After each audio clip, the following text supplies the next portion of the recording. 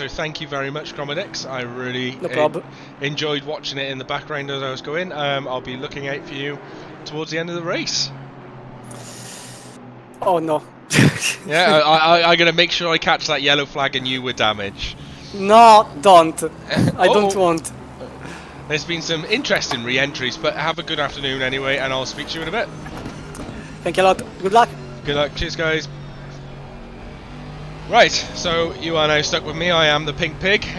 We are almost halfway through the 3 hours of 6 hours of Monza. 3 hours of Monza. We'll be done in about a minute and 30 seconds.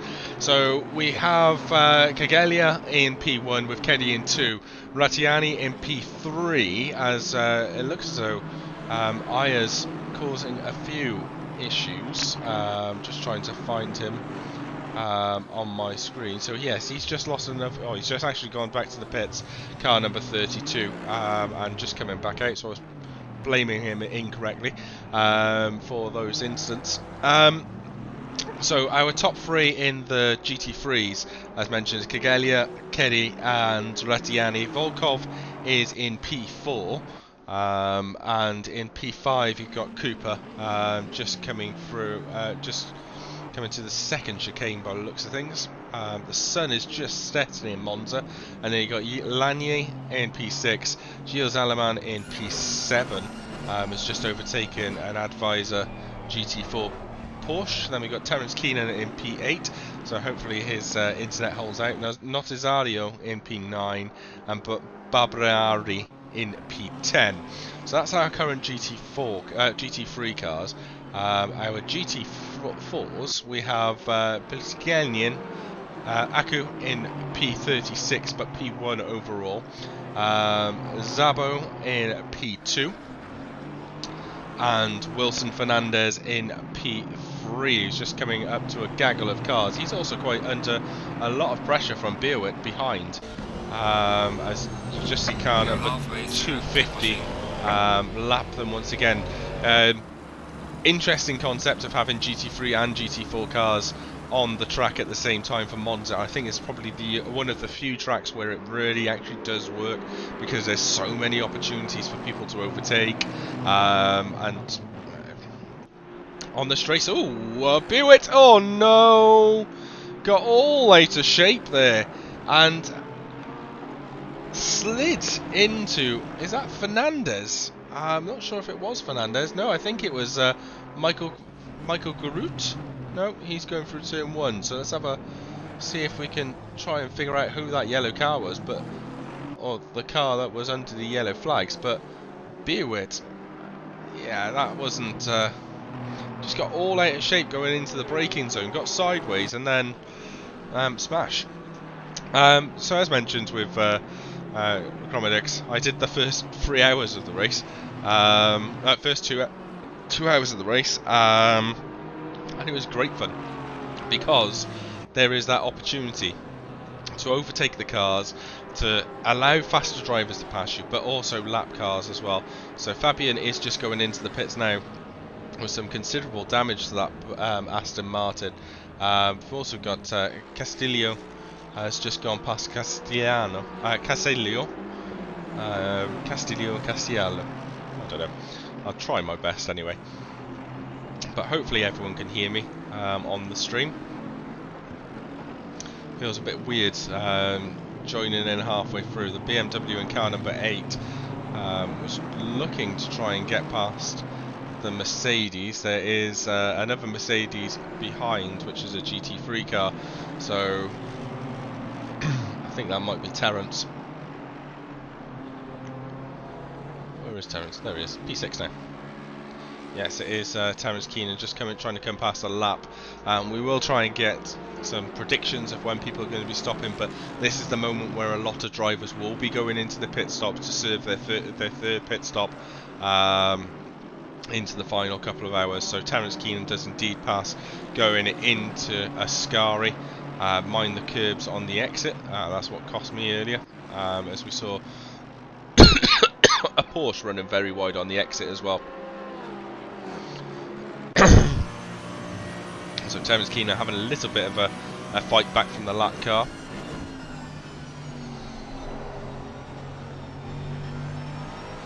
That leader, I can't imagine Cargilia has been on the stream very much at all today, but he's currently 5.3 seconds ahead of Marco Keddy. Both drivers are yet to complete their next pit stops.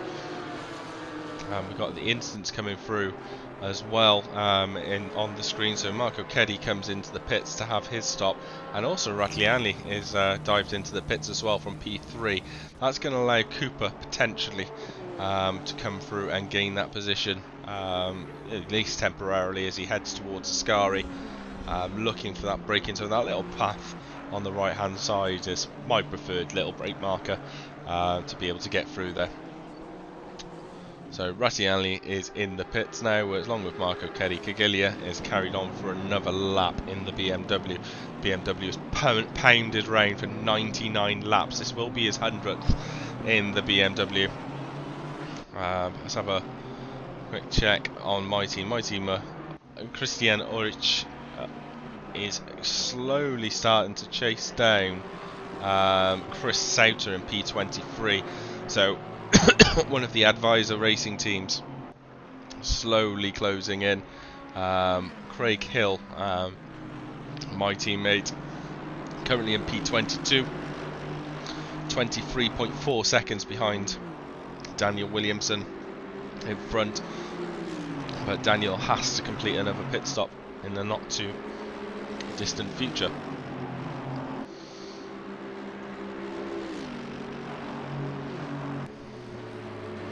Hello teammate Derek, hope you're well. William Rice is just coming up towards the back of Alex Zachtel. Alex Zachtel, they had that stop and go and that instant which has dropped them considerably down the grid in the Lamborghini. They were going to be definitely a top 10 fighter. So Alex, Ben and Sergio are now starting to try and claw their way back through the grid and up.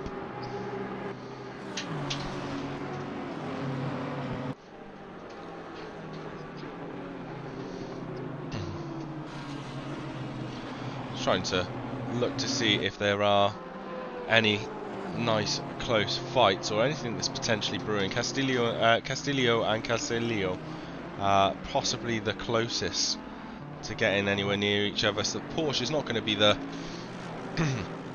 the optimum car to be going around Monza, given the length of the straights and the power that needs to go down.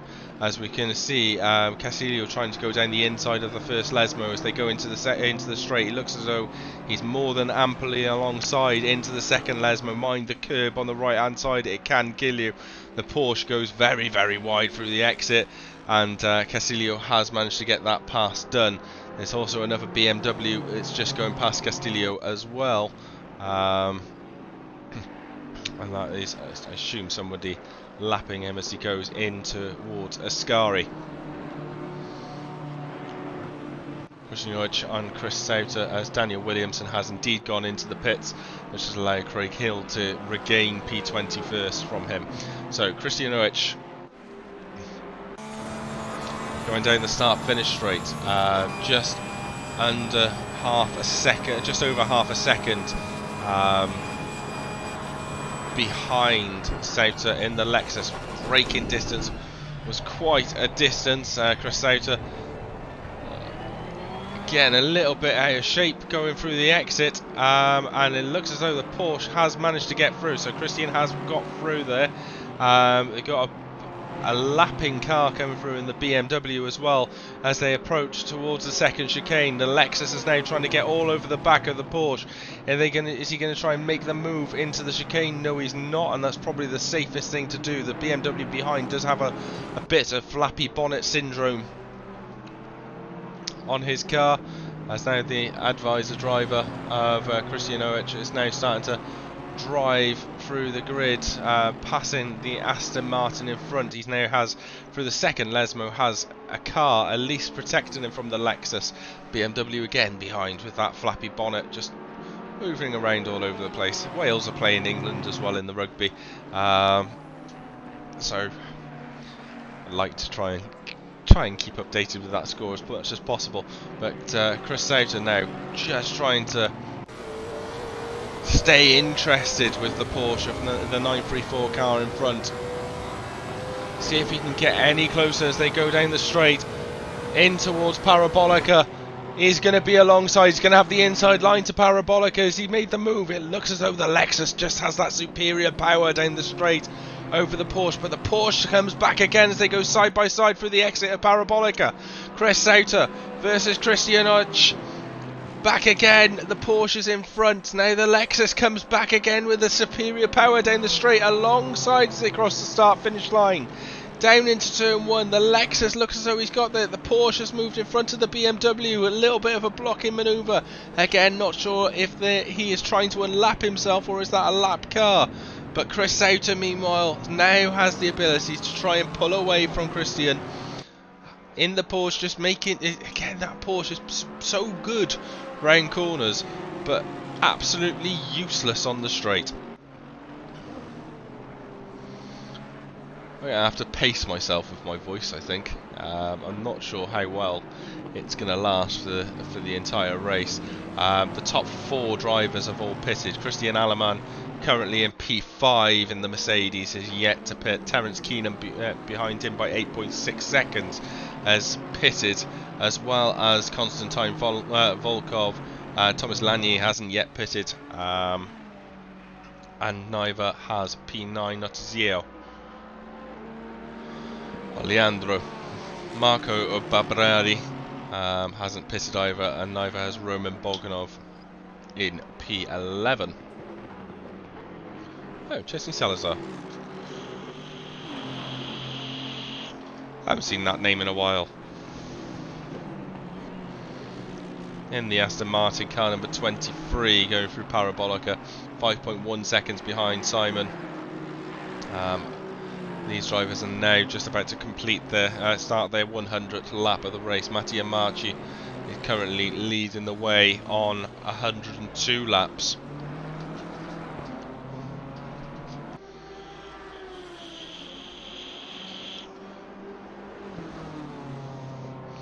So hopefully everyone can see the ticket tracker in the bottom right hand corner to give you an idea if there's any penalties being applied. So we've just had a 5-second penalty applied to I think it's car number 3, Wilson Fernandez, for writing in the in-game chat, naughty boy. Jesper von Ringston is in the pits. Birmo Aya is just going through turn 1 and 2 now, so moves him up to P31.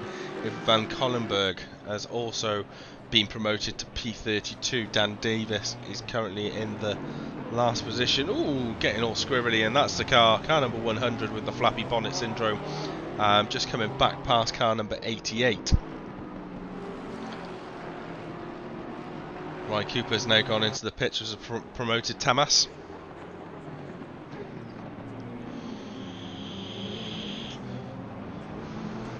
So just as a quick note, this is part of the Endurance 2023 season. So we've had the 9 hours of Kyalami, this is the 6 hours of Monza.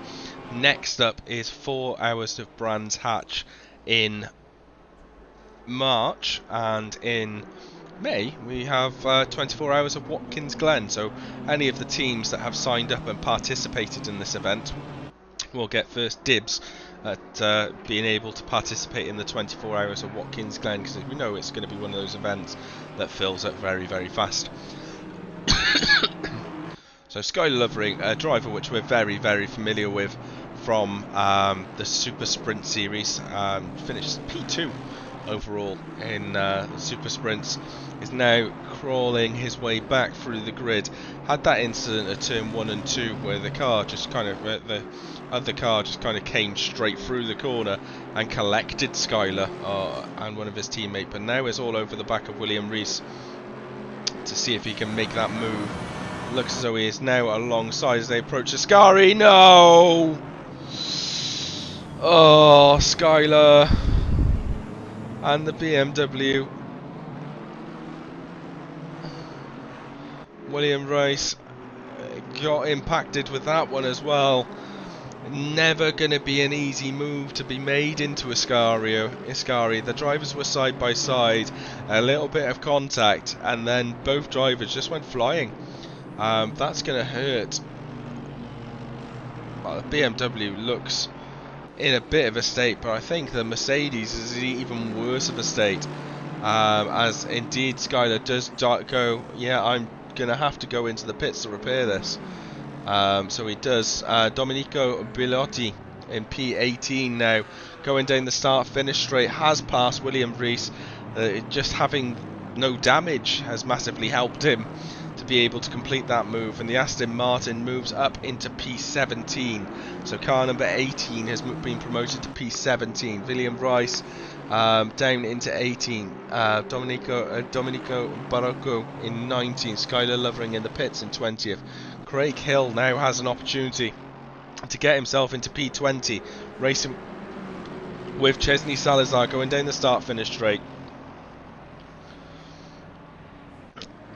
And that is fantastic for my personal team. Skyler Lovering, that is not so fantastic for him.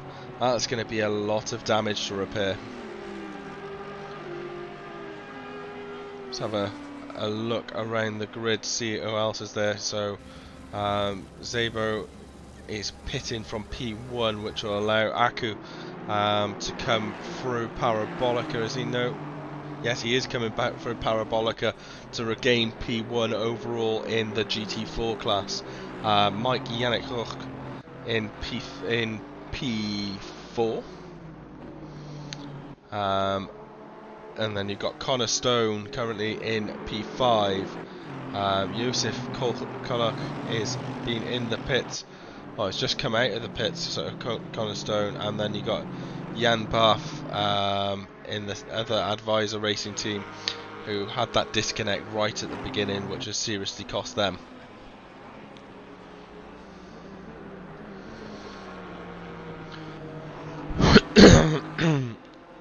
So I don't think my voice has the ability to do high-pitched and screechy today, so anyone who's listening who hates that side of it, well, I'm sure will be an absolute massive relief. So if you're in the chat, please let me know if you want me to check out any of your teammates, and just have a look around, really, and see if we can catch as many of these wonderful liveries as possible.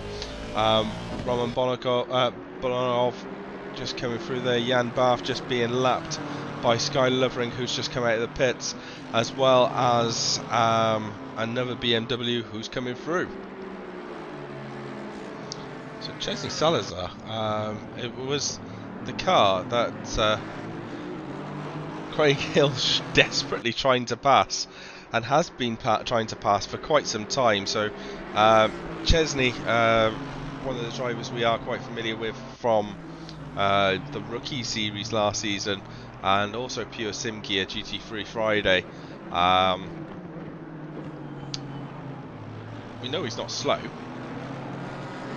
He's just having a little bit of difficulties trying to get past him. So remember, there is no mandatory pit stops in this race. You can pit when you want to. However, there is a 65-minute stint timer to be applied to make sure, essentially, get as many pits in, get at least 5 pit stops in throughout the race. So you don't need to change tyres, you don't need to refuel.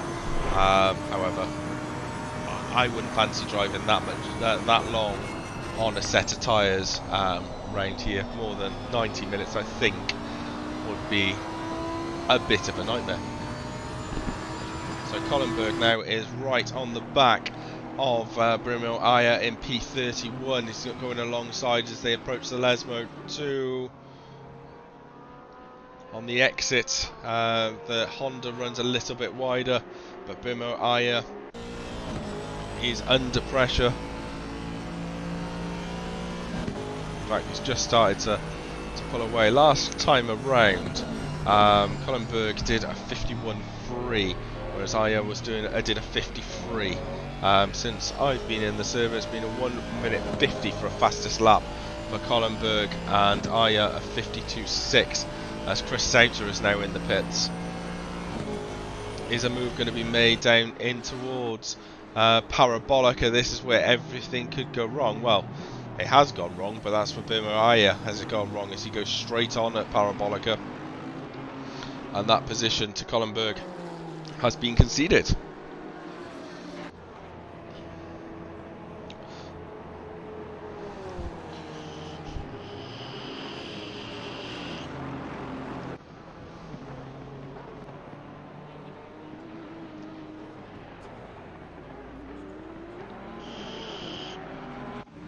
A bit of a potential fight breeding for Joseph Fullert and Christian in P21 and P22, as Christian from Switzerland under pressure from Joseph Fullert. So this is Porsche power versus Audi power. So just in my headset, I feel like Madonna whenever I wear one of these. Into the braking zone, the Audi starts to close in. I always find the Audi through these types of corners was not going to be fun, but as soon as you got onto the straight against the Porsche, the Audi should have such a speed advantage. As you can see him see Joseph closing in before Parabolica. Will be a side by side going in. Audi has the inside line, and will, as soon as he gets the opportunity to put the power down, should be able to disappear. And that is a fantastic move by Joseph. That is textbook of how you would suggest a move be made here. Parabolica, as mentioned, not the easiest place to do an overtake, but he certainly managed it there.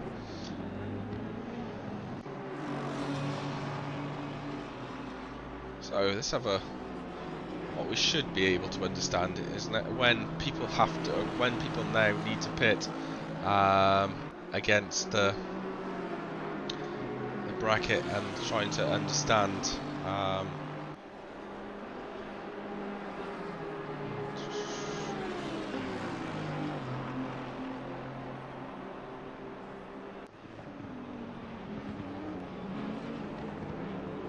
I'm just fiddling with my settings.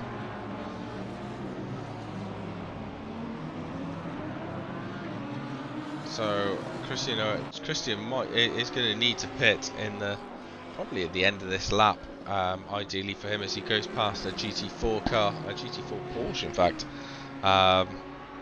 So Christian needs to pit in the not too distant future, as well as Connor Stone as well will need to complete a pit stop on their next lap. They have 2 minutes and 44 seconds until their stint timer runs out, so sooner rather than later for them. The rest of the grid have around 40 to 50 seconds left of the 40 to 50 minutes left, as Connor Stone indeed does decide that this is the moment, potentially for a driver change, definitely a change of tyres, and certainly some more fuel as well, as Christian going through Parabolica will probably decide that this is the opportune moment for him as well.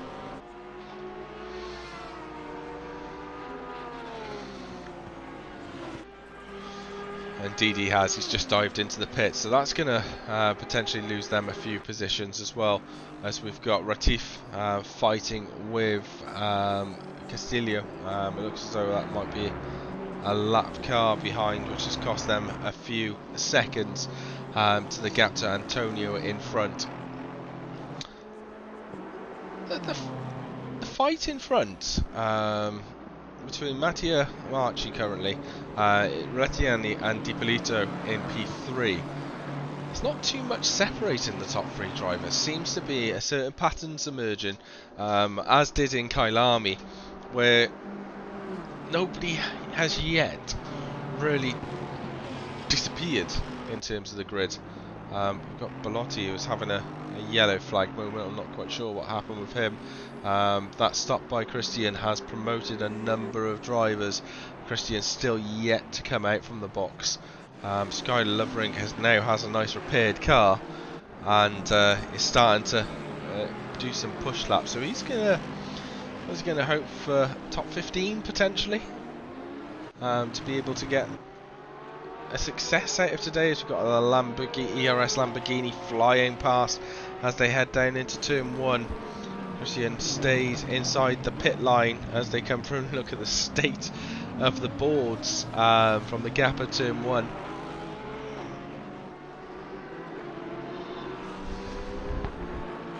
They've been well and truly demolished.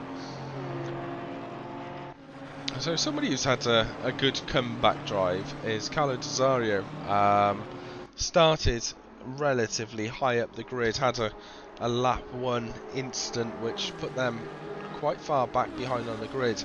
But it just shows there's no point quitting, because you have, if you've got the pace and consistency, then you can close back in the grid. So got themselves quite nicely, Carlo, up into P11, and we'll be looking to try and chase down Rafael Pereira in P10 in front.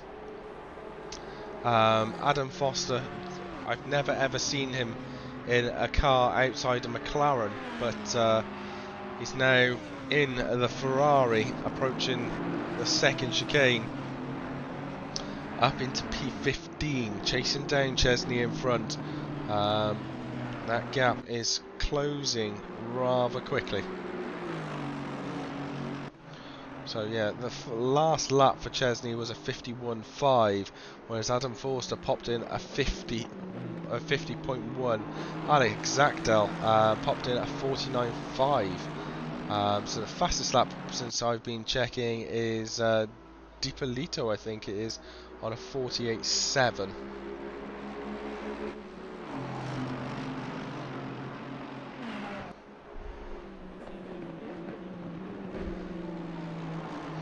So I was just having a look at the incident.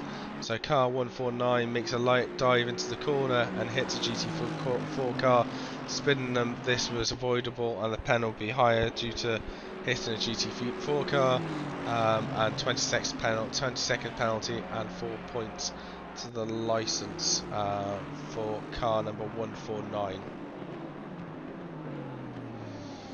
As we're just so car number 149. Let's have a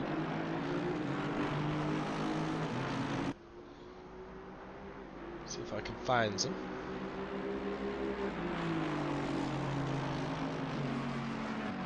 So that was Konstantin Volkov, who was in P5. So that 20 seconds is going to be quite a big impact. So that puts them level pegging at the moment with Tamas in P6, taking them well out of the contention for the lead, but also starting to bring them down further on the grid. A battle is brewing, meanwhile, between Rattiani and DiPolito, currently 2 seconds, well, was 2 seconds the distance, but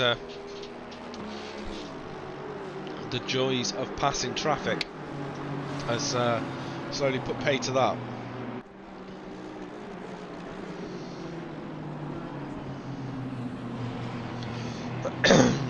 I didn't realise that the Lambo was one of the strong cars around this track. To my understanding, I thought, yeah, okay, Kyalami, it's quite a strong car, but never really understood. Thought I'd be one of the faster cars, or one of the faster drivers' favourite for Kyalami. Yeah, I guess that's why Geddy picked it, as we've just seen a BMW going off the track. Coming back on in a relatively safe manner.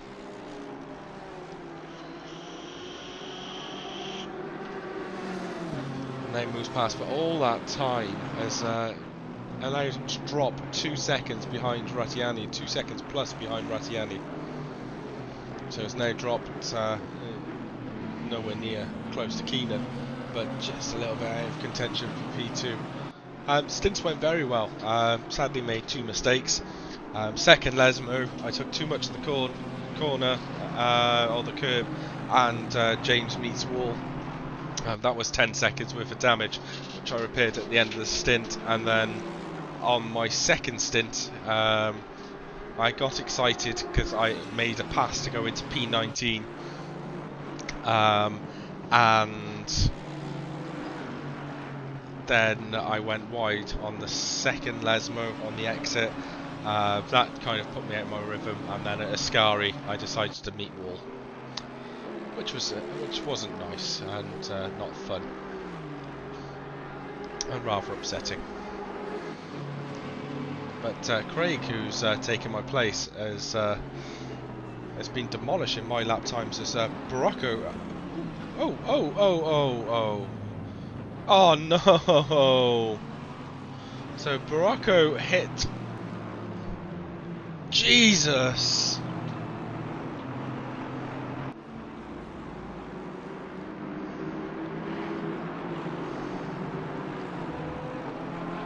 Right, okay, so first and foremost, yes, he got hit in the back, which must be frustrating. The driver, Barocco, then tries to do the right thing, went wide at Parabolica to allow William to regain the position. And then William decided to drive into oncoming traffic, which destroyed one of the top 13, 14 cars. You just have to question how people breathe sometimes. Yes, it's frustrating, but hold your position, stay there. You can't do. You're not going to save your race by driving into oncoming traffic. Yes, tickets. So Van Collenberg was in front of Bimaraya, which we saw earlier, but has had to complete an extra pit stop and has now moved past Bimaraya, who's gone into the pits. But that pit stop obviously moved him directly behind. What all that has done, yes, I might be whinging, but it's allowed one of the Olympic mobiles into P19 now, so 17 seconds ahead of Joseph in P20. And Joseph had a little bit of an off at the exit of the second Lesmo, so that's going to drop him further behind. Barocco, we know, will have some front end damage to that Lamborghini. Not entirely sure how well the Lamborghini deals with damage on the front end, whether it looks quite an aero dependent car. So that's going to potentially hamper him. That last lap was a 52.7. We've still got Derek to come into the Limpet Mobile after this stint. We've got Joseph, who is showing up again as a yellow flag. Looking at the front battles, it is still pretty sable. Mattia Marchi currently leading the way by 5 seconds over Lattiani in P2. Then we got Di Polito in 3. For our GT4s fighting, Aya was just there. He is. He's the wrong way. It's an awful lag. Please stay there. Please stay there. Please stay. No, of course you don't.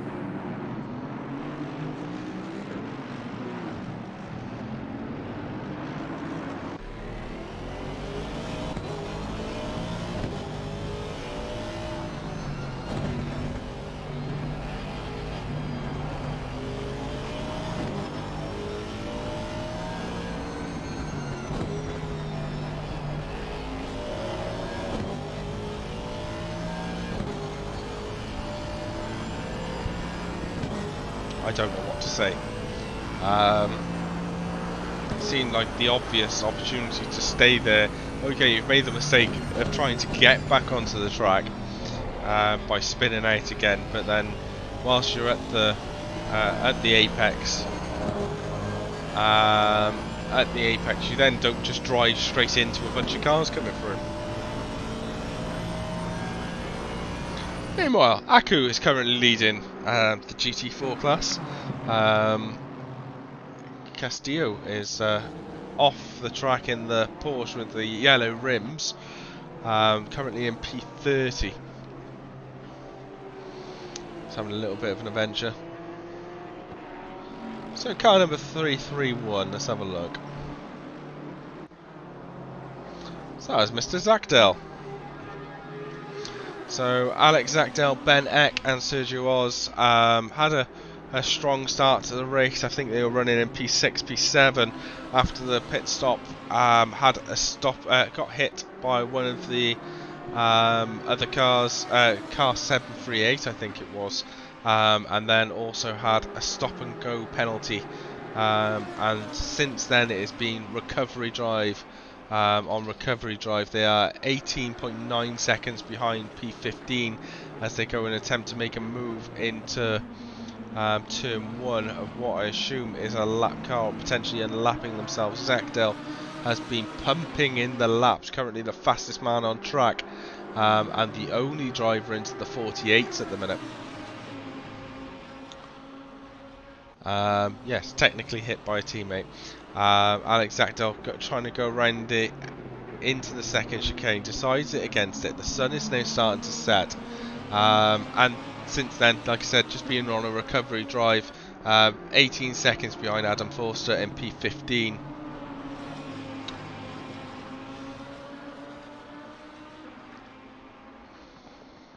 Yeah, well, I think again, Alex, Ben, and Sergio will be aiming for top 10. Current pace, like I said, they could have been running. Sadly, my PC is crap and I can't do replays. If I do a replay, I'll be sat here. We'll all be sat here for about 15 minutes, waiting for it to load. It wasn't very funny at all. Domenico Bellotti is 40 seconds behind Alex. As we've got a move by Simon Belloni and Roman Bogdanov as they approach the second chicane. The Aston Martin of Roman gets the move done down the inside. There has. Alex Zakdal was in. We all believe in Alex indeed. He is very, very quick and very consistent. However, he hit Alfie Baron 2 weeks ago in pure sim gear. And then last night it was also an incident. Chromodix is in Terence Keenan's car, I believe, currently in P4.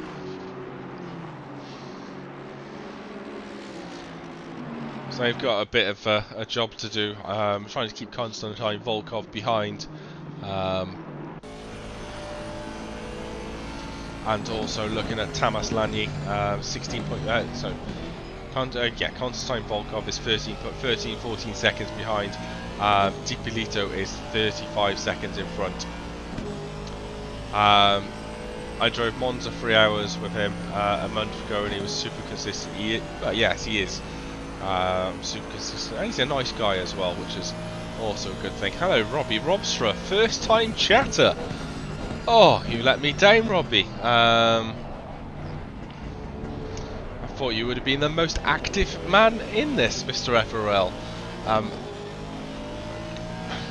Just before the race, I don't mean to laugh before saying this. Robbie was unfortunately has not been very well recently, and then he mentioned that he cut his tongue on a cheese knife. Generally, you don't eat the knife, Robbie. Just as a note, Simone is under pressure, just going past a GT4 Porsche. Going into the second Lesmo, Simone gets that move done, does he? Yes, he does on Roman Bogdanov. So this is Aston versus Aston. Power as they now approach Ascari. Oh no, so like I said, so Roman made the move on Simone. Sorry, my voice and my brain are not working in tandem today. And stupidly, before I decided to come on to comms, I didn't bring myself a drink. I just ate a bag of Malwams.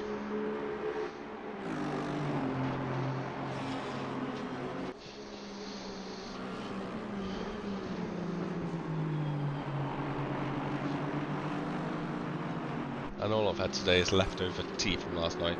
So I'm hoping at some point someone comes in and goes, "Oh, here's a McDonald's." We'll wait and see.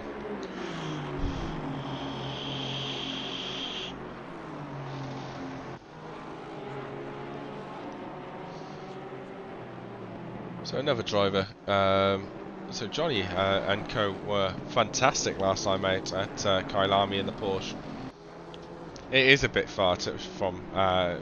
Hopefully the birthday went well and the birthday boy enjoyed it. My little one is currently stood by the back door, knocking it repeatedly.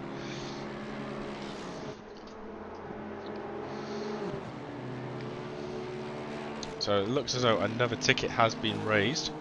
So let's see if we can. And that was closed for no specified reason. Oh, so Nugget Box. Benjamin Eck, it's your dad's birthday today as well.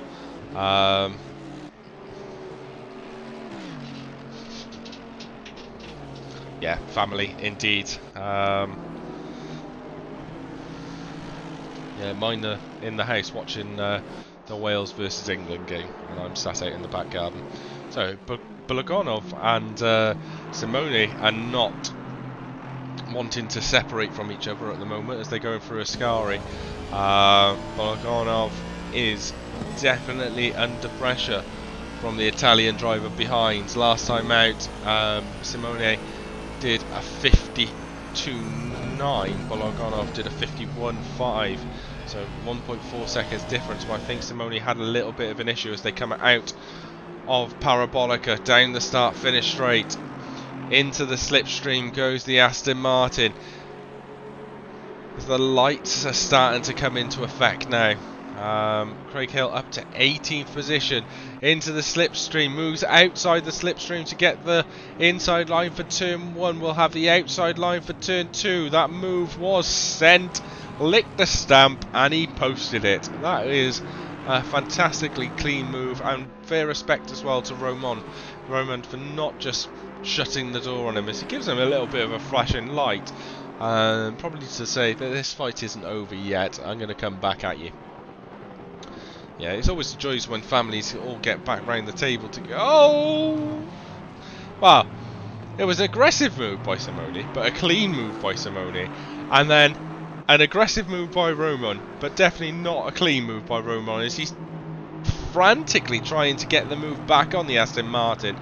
On the other Aston Martin, we'll have the inside line going into the second Lesmo. Simone just goes, yeah, go on, mate, you go for it. Roman then visits the sand on the outside, and bizarrely has stopped. I'm not quite sure why he's just decided to stop there. Yes, happy birthday to Mr. Eck. And happy birthday to Little Smiley. But I don't know. I'm just trying to figure out why indeed has Roman just parked it. As we just had some fighting in front. Sky Lovering has making moves. Has now moved up to P23 under pressure from Rafif behind. So Roman Bologanov is now ported to the pits. So I think he got a little bit, his blood had boiled a little bit. No, it wasn't my birthday, it's Little Man Smiley's. It's Smiley's child, the spawn of Smiley. But Sky Lovering is definitely pushing it. Roman has decided that enough is enough, I'm going to go to the pits. Which is allowing multiple cars to come through. Glue is in P27 has given Craig Hill some pressure, but that's not for position. Smiley Jr., Spawner Smiley. Same thing. Larson in P31 is all over the back of Castillo, so Castillo in the Porsche in front, I think it is. Is that a little bit? Oh, there's definite contact there. Oh, Manuel Novak was having a slow moment. So yes, the Jan Larson has managed to get through.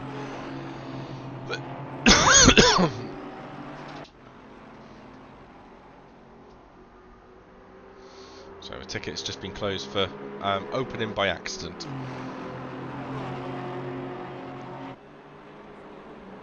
We like those ones.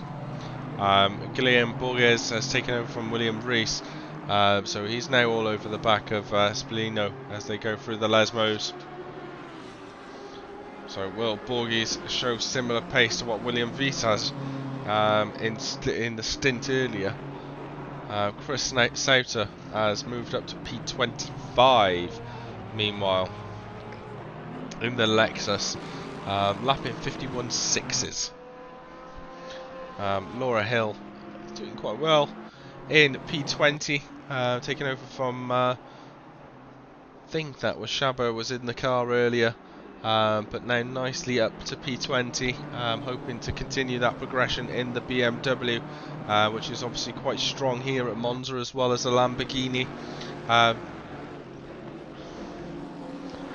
will try and cheer on Alex. I'd like him to finish behind the limpets. Just for a little bit of bragging rights.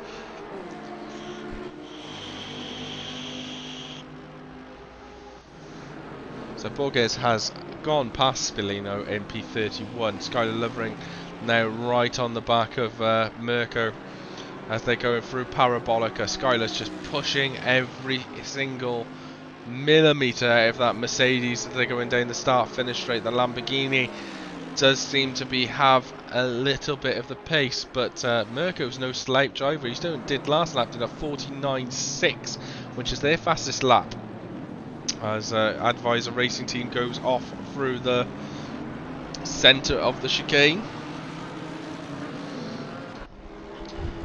Enjoy your dad's birthday party, I assume that's where you're going. Sky Lovering now still all over the back as they approach the second chicane. Lots of traffic in front.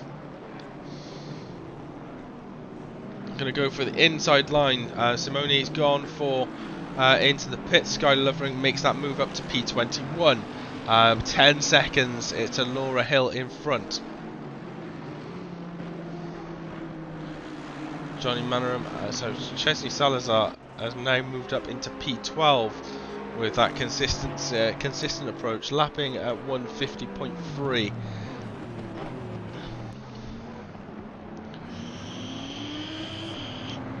As we got a Porsche off in the distance.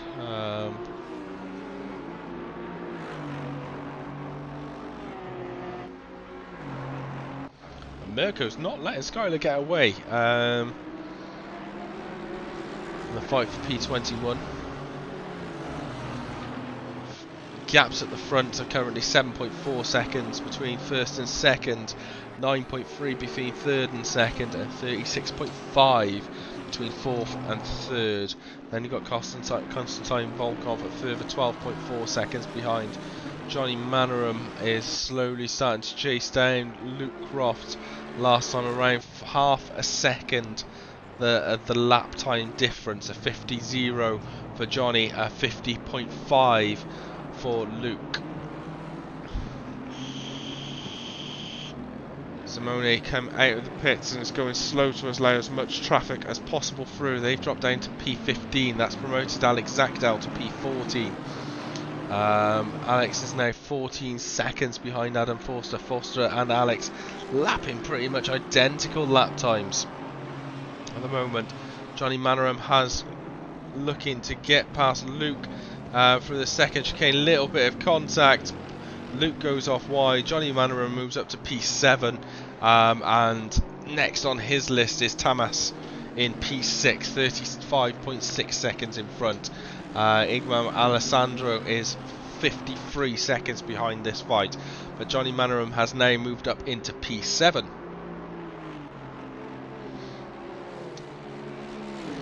Chesney's going slow on my clock. I just think that's just the way he's potentially going through turn 1.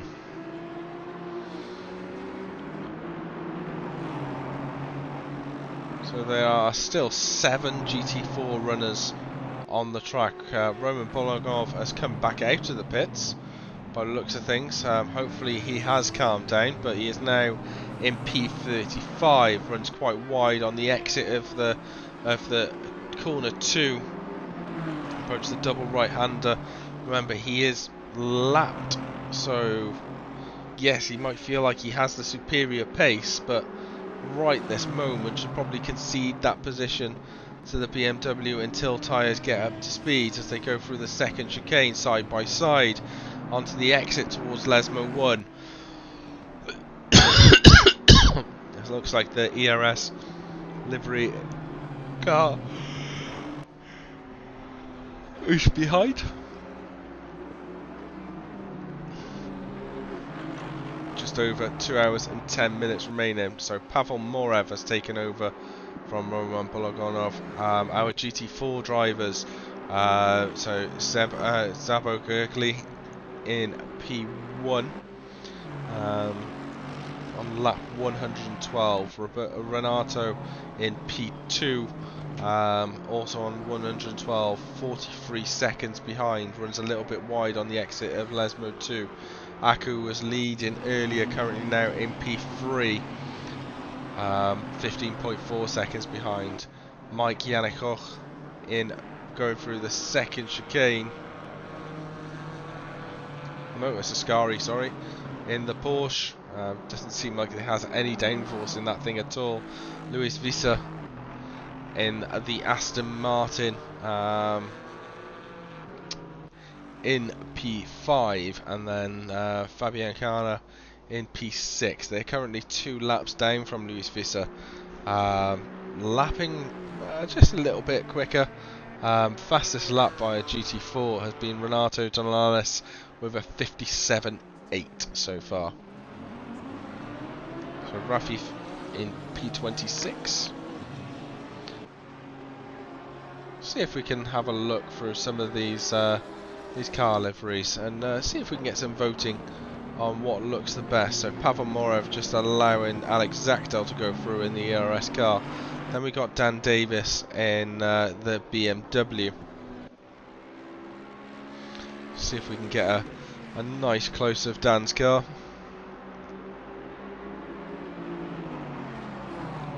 Very little smart. Looks like he's got a barcode on the roof. Boomer Arya had a few problems today. Yeah, Laura Hills is definitely on track. She's currently P20th. So Boomer Arya allows the car to go through. Spillino, another BMW. And then we got Guillaume Borges, who hasn't uploaded his livery. Nacho Castillo in that interesting Porsche with yellow rims. Jan Larsen in P29. Yeah, she did die each time at Spa. Manuel Novak in the Advisor Porsche. Sorry, my wife was shouting. I was just trying to figure out if it was at me. Collenberg in the Honda. Rinaldi in the Honda's just taking over from Rafif, I think. Alegu. Just because it's Ferrari, it's quite nice. Chris Sauter in the Lexus. And then we've got Gaz Dawson in the Aston Martin, just making a move past the GT4 car. Mirko in the Lamborghini. Sky Loverink in the pink Mercedes. Has a lie capper. Goo, our friend from Donington Christmas event. Can't remember the name. And then we've got Lauren Hill. I think that so far in the BMW, I do like the Mission Spin Out liveries, if I'm perfectly honest. But Laura's having a nice relaxed time. Castillo in P19. Joseph, another Mission Spinner Racing liveries. Audi. Craig Hill. I do like the two-tone of that, but I'm going to be biased. I didn't make it, but Mr. Sauter made that one. And then we got Bellotti in the SimZone car in P16. Vielle in P15. Alex Zakdel in P14. And we got Adam Forster in the yellow and black Ferrari, Chesney Salazar in the Aston Martin. Then we've got Raccoons, Damien Wilk in P11. No livery uploaded on that one.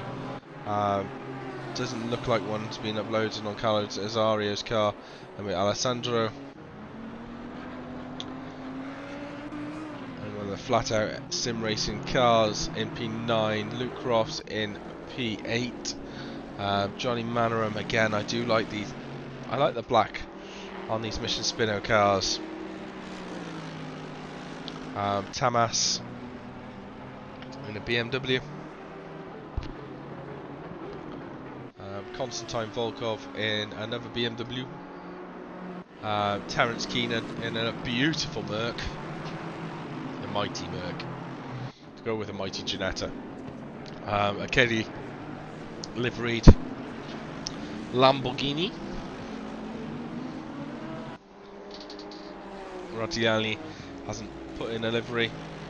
And then at the top of the tree, Mattia Marchi.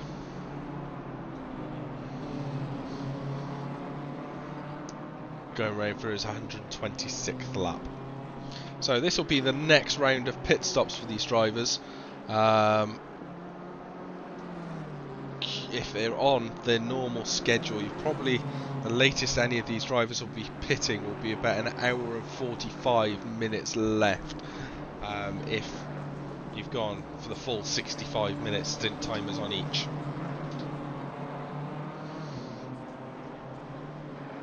So who's going to be potentially next in the pits? We've got a couple of drivers on 7 minutes. We've got Guy, who's just gone into the pits from P25. Aya is also back in the pits in P31. In terms of the GT4s, you've got Koch in P39, who's due in the next 9 minutes. For our front runners, the first driver that will need to pit will be Terence Keenan, and that will be as close to, probably close to the 2 hour mark as much as possible.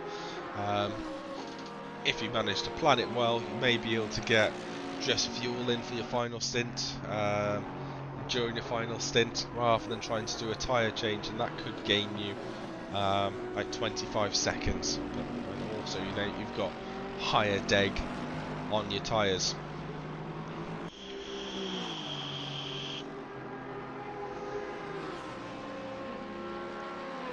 It's just one of the things that will be going through the drivers' heads as they start to approach the last couple of hours of the race.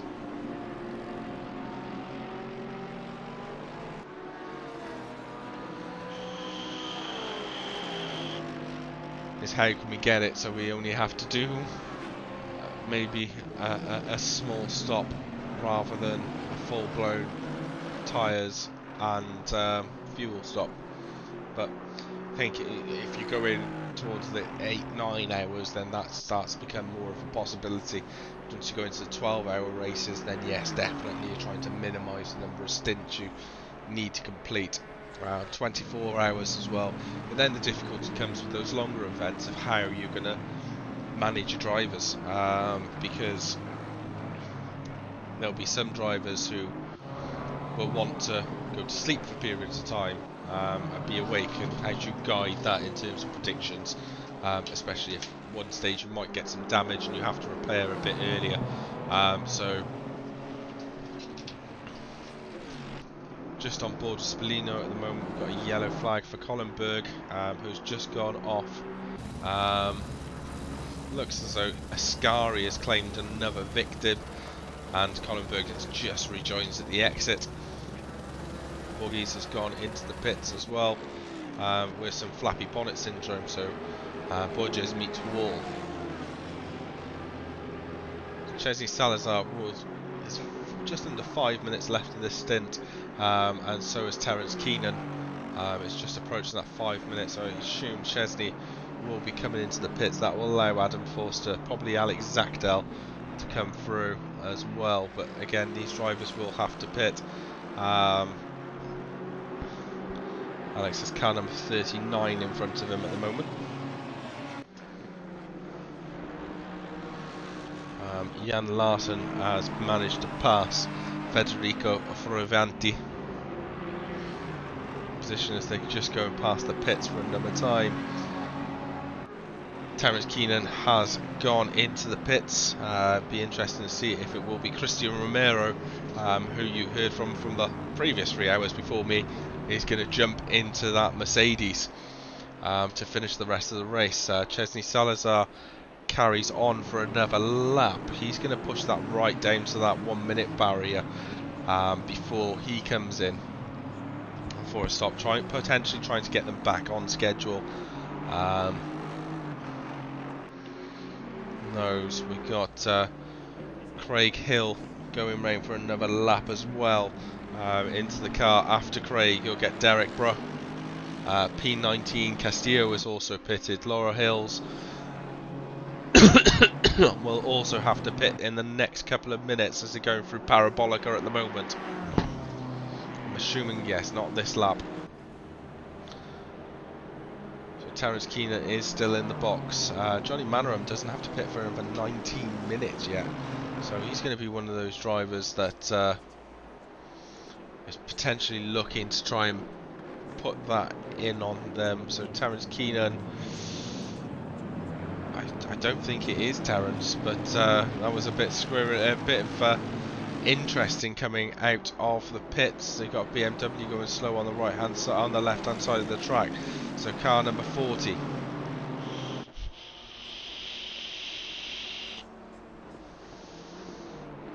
There it is. It's Christian Romano. It's just changed over.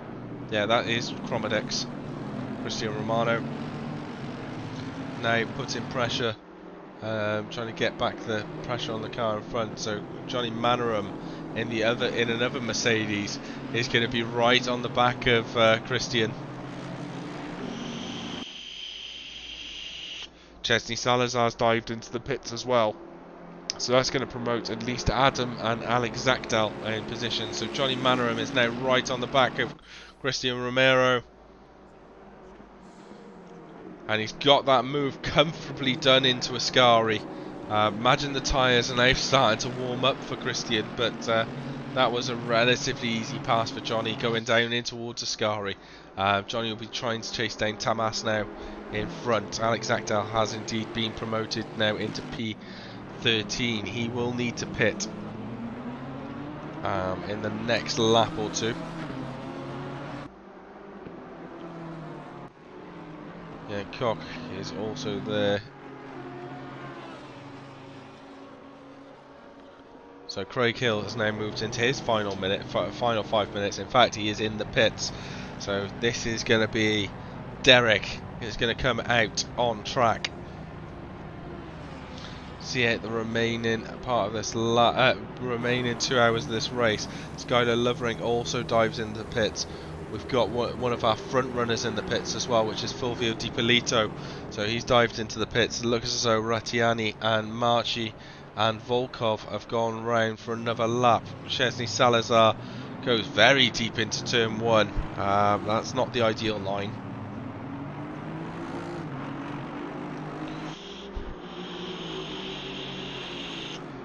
They've dropped down to P15.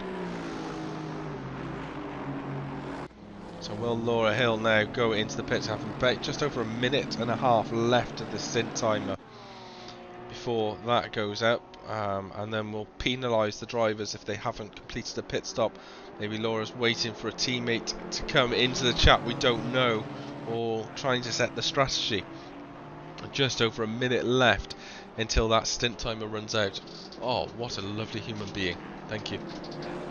So hot dogs and a Coke. Nice. Thank you.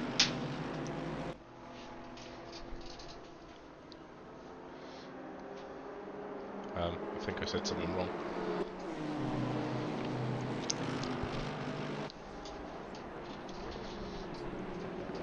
So I have food. I'm just going to try and figure out how I eat and commentate at the same time. So Laura Hills is now going into the pits, and that is just over 30 seconds until that stint timer run out.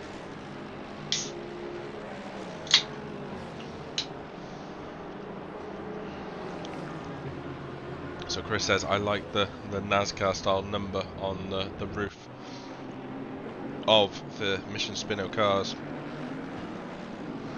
Really have no idea how I'm going to eat hot dogs with the mic.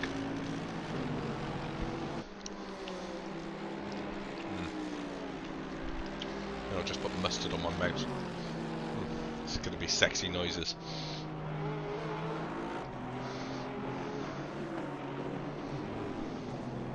Deep throat it. An option I have considered.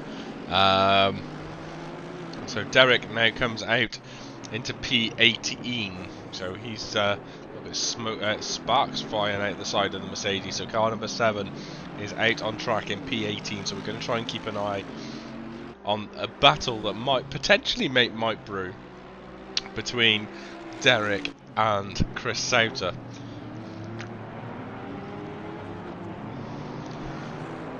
Although I do think Chris has to do another pit again. We've got Alex Zachtel from P13 has dived into the pits as well, with car number 100 just in front. And car number 100 is Dan Davis, who pulls into his pit box.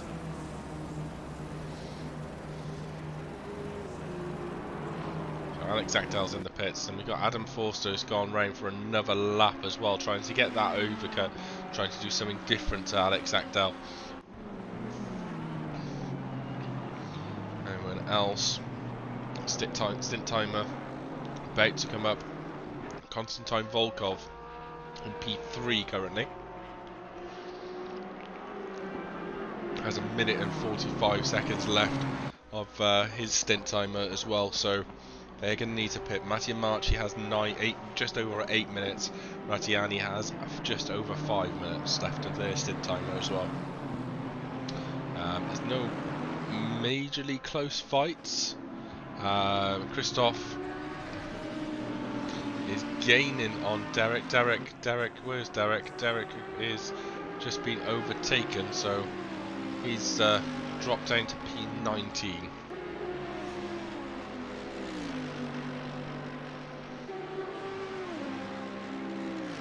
Once we've completed the pit stop, so I'm going to have a short break to eat and revitalise me before the final couple of hours of this race.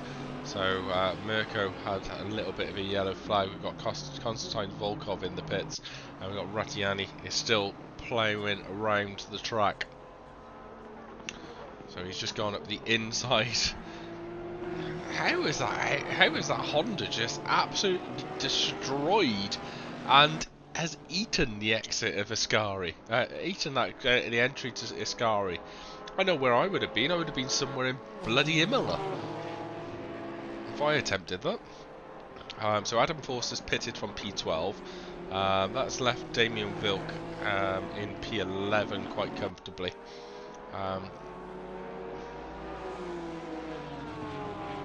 So this is Ilya is now going into the pits. Remember, is an FRL champion of one of the series. I can't remember which one, unfortunately, at the top of my head.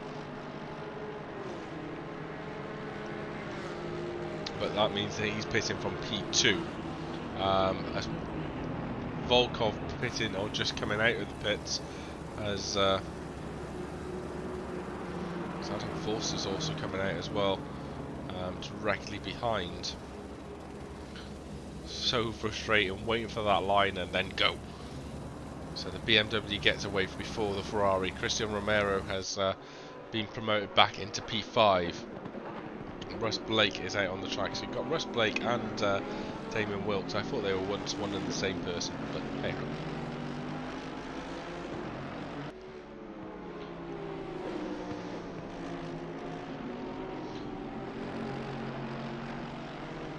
So before we start the last hour and just under 2 hours left of the race, I'm going to have a quick break whilst I eat some food. I'm going to keep the racing action on screen, but we'll mute my mic because nobody wants to hear that.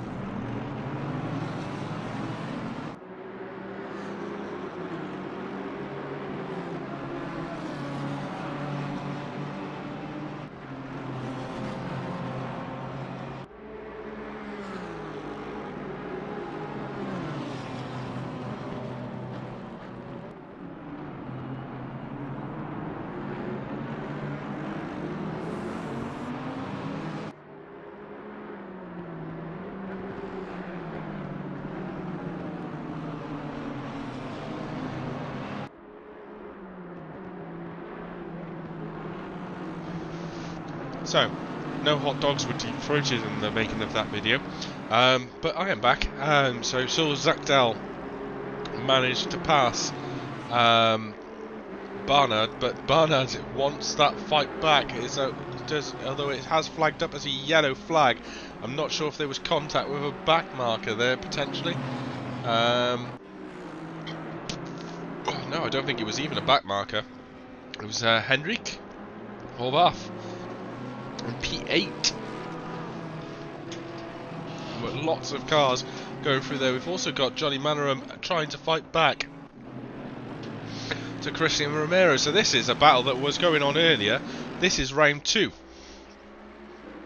So Horvath has lost the positions also as well to Alessandro in P8. So Horvath again involved in that incident with Barnard has lost a couple of different positions. Luke Cross pits from P7.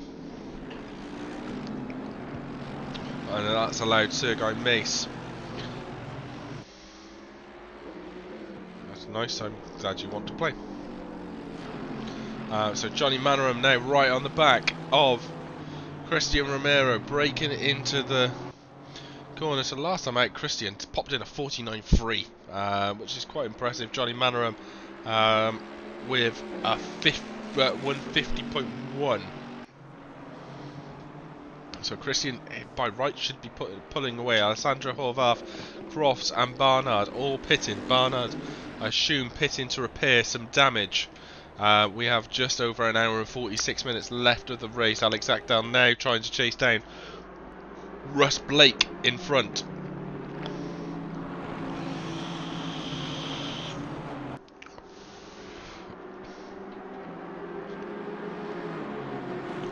To be honest, the Mercedes are not that hard to tune.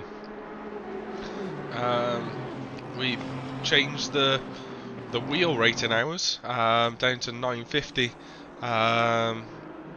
Put the brake bias to 56.8 and messed around with the traction control a bit. That was and the rear wing we dropped down from 4 to 3. So it wasn't that bad to play around with. But Alex Zachtel trying to make moves left, right and centre as they head into Parabolica. Alex Zachtel now will hope that he has the momentum on the Aston Martin coming out onto the start finish straight into the slipstream. I just choose paint setup, so I can't say much. Alex Zachtel moves left rather than trying to go for the inside line. He will have the better line going through the corner, but but Salazar, well, Wilk defends it well, bouncing over the curbs on the exit of turn 2. Zachtel, Blake is back in front as they head down towards the second chicane. Lamborghini all over the back. Now we'll try and go for the racing line into the second chicane. Blake is not quite conceded. Enough room was given. Alex Zachtel's now moved up into P13. Sauter and Oberyn are going for it as well for the fight for P20. So Maxim Oberyn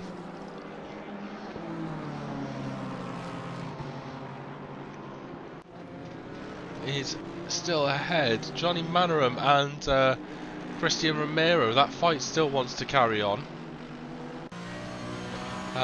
Last time out, 3/10 of the difference between Christian and Johnny. Ry Cooper and Dozario as well for the fight for P7 as they're just going through a bit of traffic. You can see the Honda behind. So Carlo breaking into the chicane, trying to get the power down on exit. Cooper has a little bit more momentum as they head into Lesmo 1. Trying to avoid hitting the rear end of the Lamborghini would be helpful, but Carlo and his team have moved up to P7. So the ERS team have slowly progressed back through the field up into P7. Viali's flagging as a yellow flag. That's going to excite Alex, who wants to move from P13 to P12.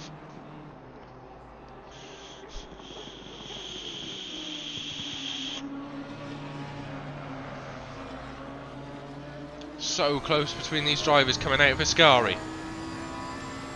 feel rejuvenated after food. So I hope you don't mind me muting myself for that, because again, nobody wants to hear. Going into Parabolica, a little bit squirrely from the Lamborghini. Going down the start, finish straight. I am vaping, yes. I have not quite gone to Darth Vader. I also have an extremely sore throat. So the Honda moves out to the left, now to the right, outbrakes himself and goes straight on at turn 1. And is he gonna...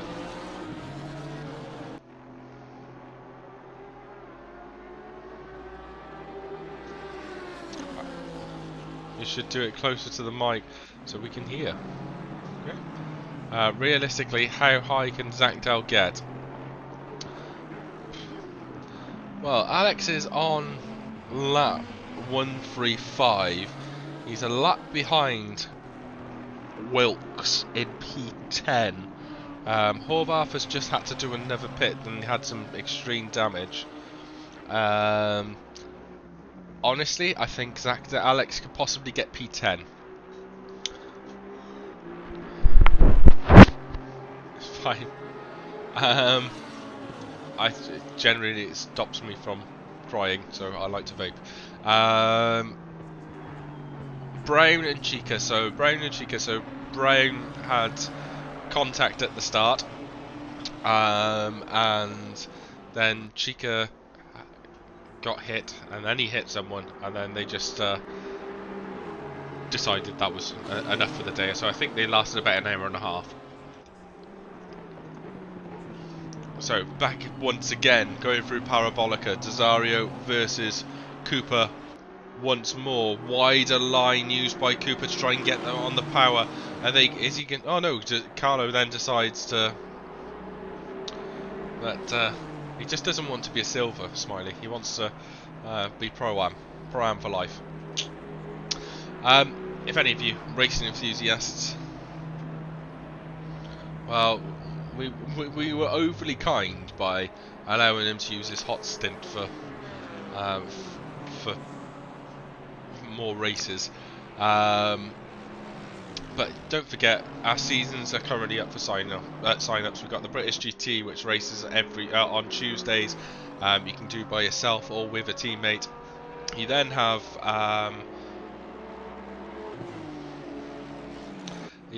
our rookie season, which has proved massively popular on Thursdays at 8 PM. And then our Pure Sim Gear GT3 Friday season, which is on Fridays at 8 PM. So Rattiani went quite wide through Ascari on the exit there.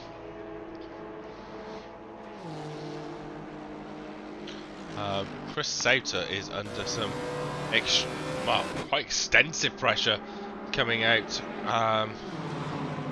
as they go side by side, potentially 3 wide. That's Keddy or DiPolito coming through as well.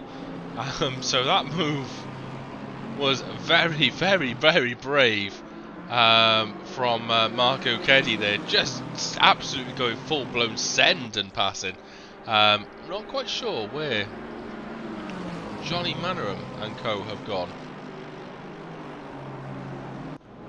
because they were fighting with Christian in P4 UK time zones. So 8 PM UK. When did Blue Purple become yes or UK hosted server? Well, no. I think our servers are either hosted in Germany or Amsterdam.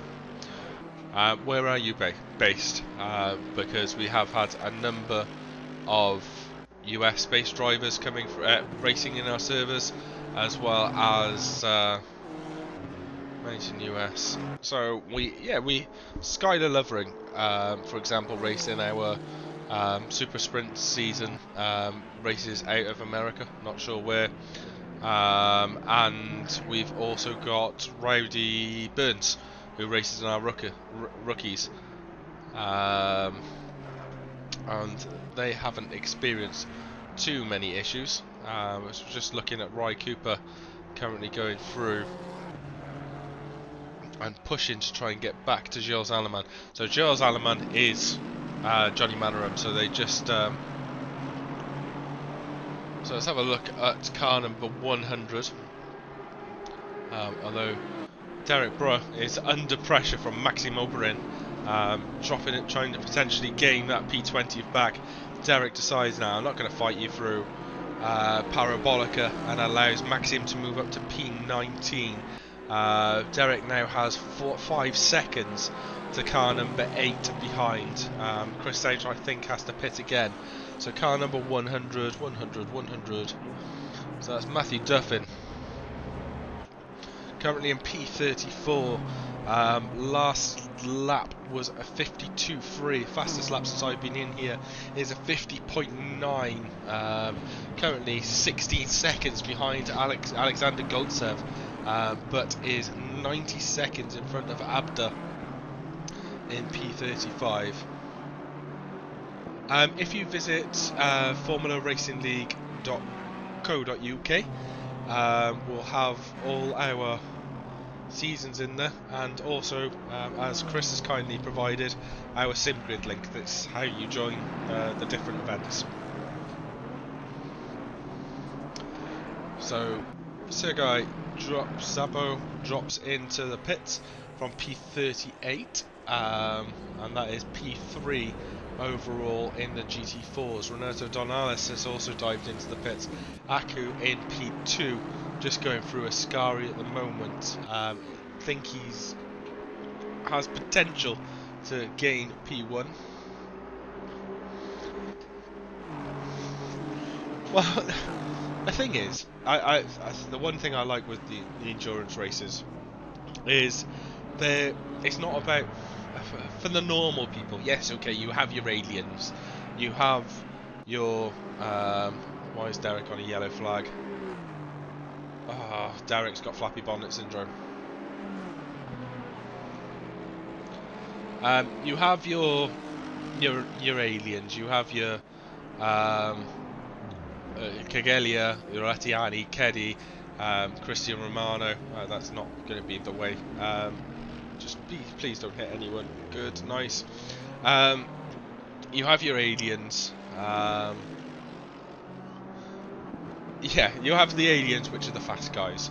The rest of us, we honestly just like taking part and being in amongst the field and not crashing. I know I'm not going to win any endurance races whatsoever, but I just like being part of an event where I get to race for 6 hours with friends, have a chat, and just enjoy being part of it. So that's the main thing. And finishing, done one 24-hour race, multiple 12, 9, 6-hour races, and it's just that nice achievement of knowing that you've managed to finish the event that I think is the important part. But Damien Wilk chasing down Marco Barbari in front. Yeah, I'm looking forward to Brands. Brands is one of those tracks again, because it's so short and quite fast. You feel like you're always on the edge of either setting your PB or destroying your car. So that's going to be an interesting one with multiple GT3s, well, hopefully a full grid. So Smiley's hoping to get a team together for Watkins Glen. Yes, Watkins Glen is a cool track, but I am looking forward to Brands Hatch. I just need to try and convince someone to drive it in a Ferrari with me. So Robbie Robstra has now moved ahead of Derek in the fight for P24.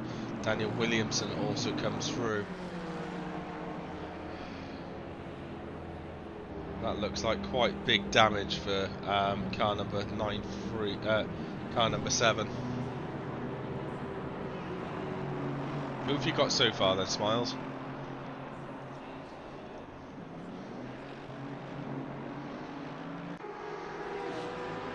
So Kigelia is just coming out of the pits.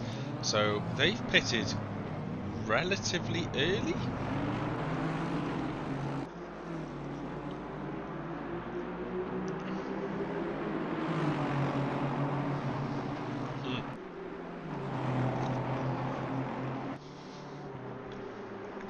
So they've pitted well out of schedule. So they are now still having to do at least one more pit before the end of the race, which is the same as the other teams, but given the fact that they were in front and had led for so long into this race and it's now 30 seconds behind P2, that's going to have a serious impact on where they're going to finish towards the end, where they're going to finish. Are they going to manage to claim back that 30 seconds to Marco in P2? And are they going to manage to claim back that 45 seconds between to Rattiani? I very much doubt it. Unless they do a splash and dash. But again, a very, very risky strategy. Not sure again if there was contact or it was just a mistake. But yeah, that's not...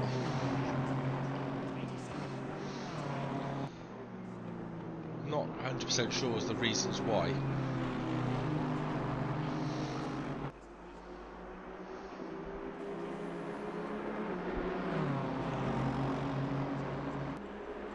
So just looking as well, so we got just looking into the fights that are going to interest me in terms of my team's outing. So you got Robbie Robstra has 59 minutes left of his stint, so they're going to have to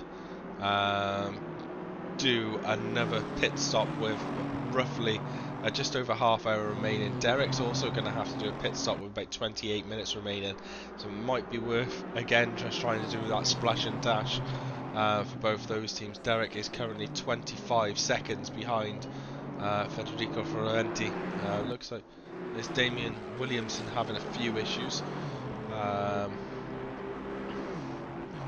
Right, we are now down to 5 GT4 cars. So started with 10, has now dropped to 5 cars. So Fabian Carner is still going strong in P40 on 128 laps. Then you got Connor Stone in P39, so P4 overall, P4 in the GT4 cars on lap 129. Then Timo going in P38, P3 overall in the GT4s. He's done 131 laps, breaking down into turn 1, as we can see. Medina in the Mercedes GT4 car has an Italian job car all over the back of him. Is in P2 over in the AMS. So they've been running quite consistently throughout. But our leader in the GT4s is Aku from Finland in the other Mercedes in car number 728. So these are he's completed 133 laps, Medina 132, Timo 131, Connor Stone 130, and Kana 128 laps with that disconnect. Our leader in the GT3 class, you've got Rattiani in P1 now. He's leading. I think they lost about 2 laps when they got back in pretty quickly, but then you have that time where you can't touch your car. So we've got Rattiani currently leads in our GT3 classes, or has the outright lead. Marco Keddy in P2. Cagelia now in P3. Romano in P4. Chasing down the lap car. Then you got Sergei May 33 seconds behind him, taking over the car from Konstantin Volkov. Then Alaman in P6.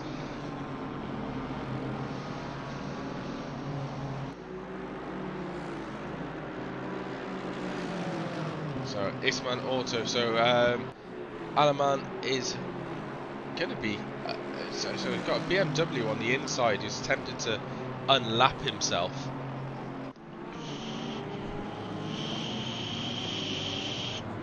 That was a sensible decision not to overly fight it. Then you got Roy Cooper in P7 with FRLACC in P8.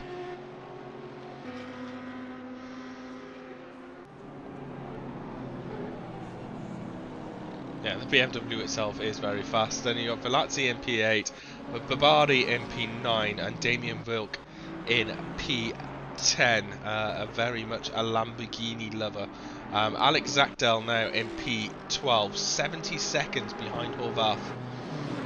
So let's have a quick check of when potential pits need to happen in the top. Well, let's have a look at the top 12. So in 37 minutes, Alex needs to pit again. Horvath needs to pit in 47 minutes. There are no Nissans. The only person who would be stupid enough to run a Nissan would be Derek Bruh, as he drove that last season. Herrick Horvath in P11. Damien Wilk has 20 minutes left. So they're potentially going to have to do 2 more stops. Potentially. Babari in P9 has 51 minutes left. FRLACC 45 minutes left. Then Cooper another 45 minutes. Aleman 50 minutes. Mace 38 minutes. Romano has 30 minutes left of his stint. Yeah, so he has. So Alex pitted just under 30 minutes ago. So we'll definitely have to do another stop before the end of the race. A Lamborghini getting very squiggly underneath him there. Romano in P4, 3 for Cagigli. So all the top 3, 4, everyone in the top 10, top 9 has to pit again. My only concern is potentially Damien has to do 2 more stops before the end of the race. So you've had another disconnect. Why do you always disconnect with us? I have absolutely no idea, Jan.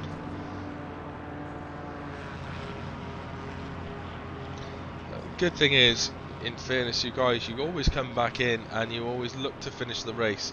So full credit to you guys. Aku is just coming out of the pits from P1, and this time coming out of the pits. Closest challenger is Medina, who's also just coming down the start-finish straight and has indeed managed to pass. Aku going into turn 1 side by side onto the exit. Ronan Medina has made a move into the lead of the GT4s. I think that's oh, that's an actual lead. So Medina has actually taken the lead. You've got Skylar Loverink's team is looking to make a move around the outside of these two, but for the GT4s we've had a change of lead. Aku has to pit again at least once more, and so does Medina. Medina has to pit at least in the next 50-54 minutes. Aku in the next 60 to 64 minutes. So there is at least one more pit stop, so worth keeping an eye on, as we've got a Lamborghini rushing through as much as possible. But this is the lead for the GT4s between Medina and Aku Paikinen.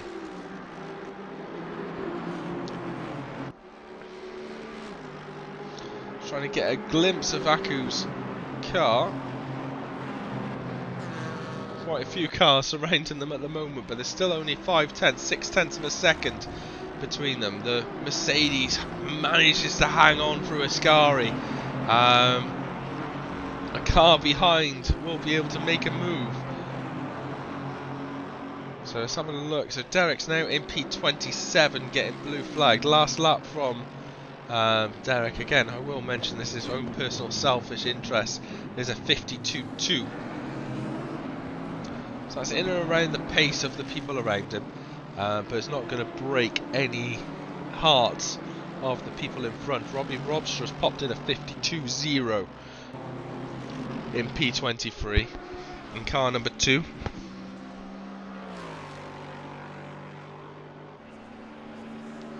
So leading the GT3 classes, Rattiani from Marco Keddy from Kigelia.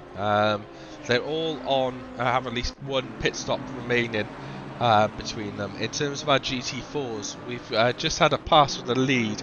So Medina has just made a move into P1, and right behind him, however, is Aku in the other Mercedes. So they're going to... The issue with GT4s are going to have is they got the GT3 cars flying through them left, right and centre. Aku's going to potentially make a move into Lesmo 1, moves across to the right to have a little bit of a peekaboo. Decides against it, goes through Lesmo 1. Gains close, and then Medina starts to pull away. Remember, both in the same machinery, so it's on to driver's ability and potentially a little bit of setup. But the best thing about GT4s, they're all so equal. There's not much you can actually do with them. So it's a great learning curve for anyone who's new to the game. Get in the GT4s. We need more GT4 racing in our lives.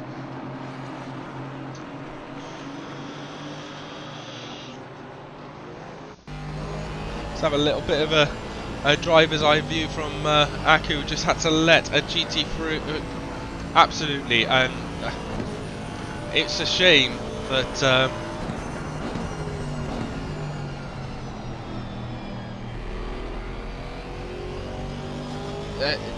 Nissans are not the best on tyres. You are generally the longest anyone really can go with the tyres on a Nissan is about 45 minutes, and they are quite hard to drive. I've never driven a Nissan, but they are quite hard. First cars, if you're going to try and use a GT4 car for the first time, as a pass has been made for the lead. Medina's gone straight on at turn 1 and 2. He's going to hold back potentially, so Aku has managed to get through. We've got a Honda going through, and yes, it's a shame that the people who signed up for the Kyalami race for GT4s didn't end up staying in, so we had to go for GT3s only on that track. Brantat, I think it would be a very silly decision if we decided to go for GT3s and 4s on that track. That will just be utter chaos. I think this track is perfect for the multi-class element. So we've got an advisor, Jan Bath, going from exploring behind, but the lead has changed back indeed. So Medina has allowed Aku to regain the lead, so we're going to try and keep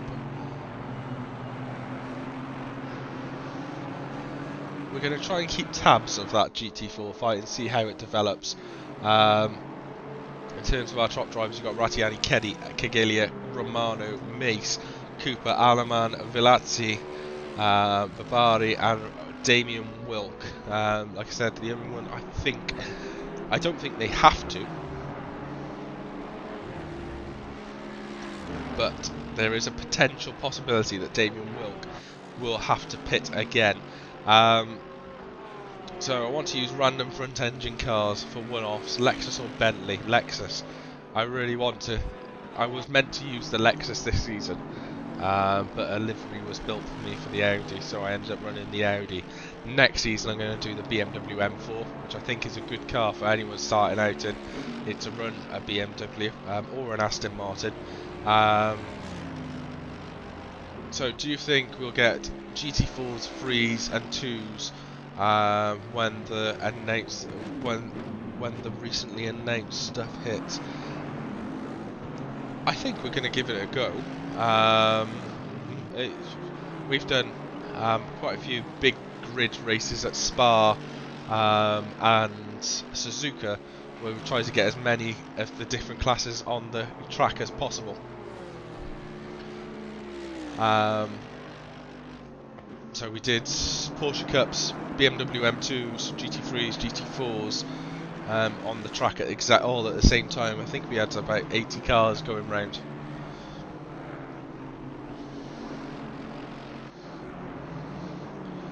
Well, I'm going to give the the M4 ago next season.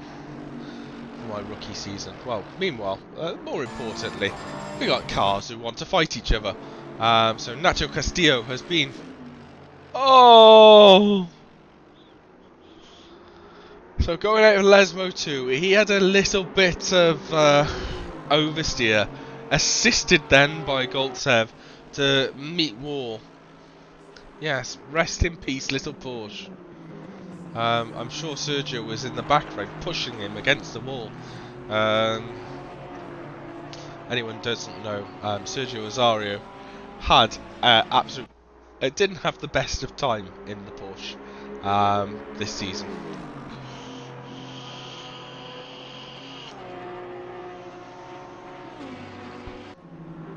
So Nacho Castillo, damage visibly doesn't look too bad, although he did take a hefty shunt into the wall. A little bit of understeer going through Parabolica. We have an hour and 20 minutes left of the race. I think that's probably the statement. I started out with the Porsche, great rookie car, because now every other car feels easy to drive by comparison. Yes, indeed, the vaping is hard. If you put me in a room without the ability to obtain any nicotine, there'll be a lot more swear words after 3 hours, or during the 3-hour race.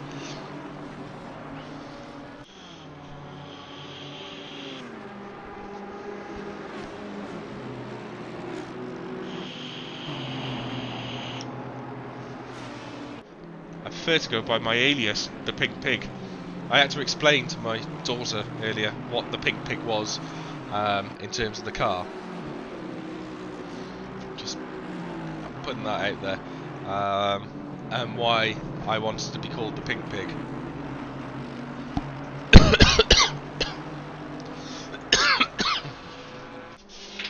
Also, probably vaping whilst having a bad throat is probably not the best idea, and I do love a cigar.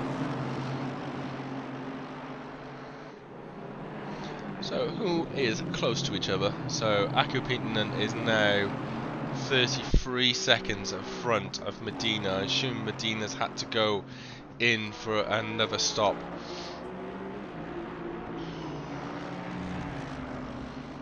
We do not encourage smoking here or any consumption of nicotine within FRL. However, cigars are very nice. They are meant to be enjoyed very, very slowly. So, whenever I've had a cigar, I've been shoved outside and made sure that I wore a nice warm coat.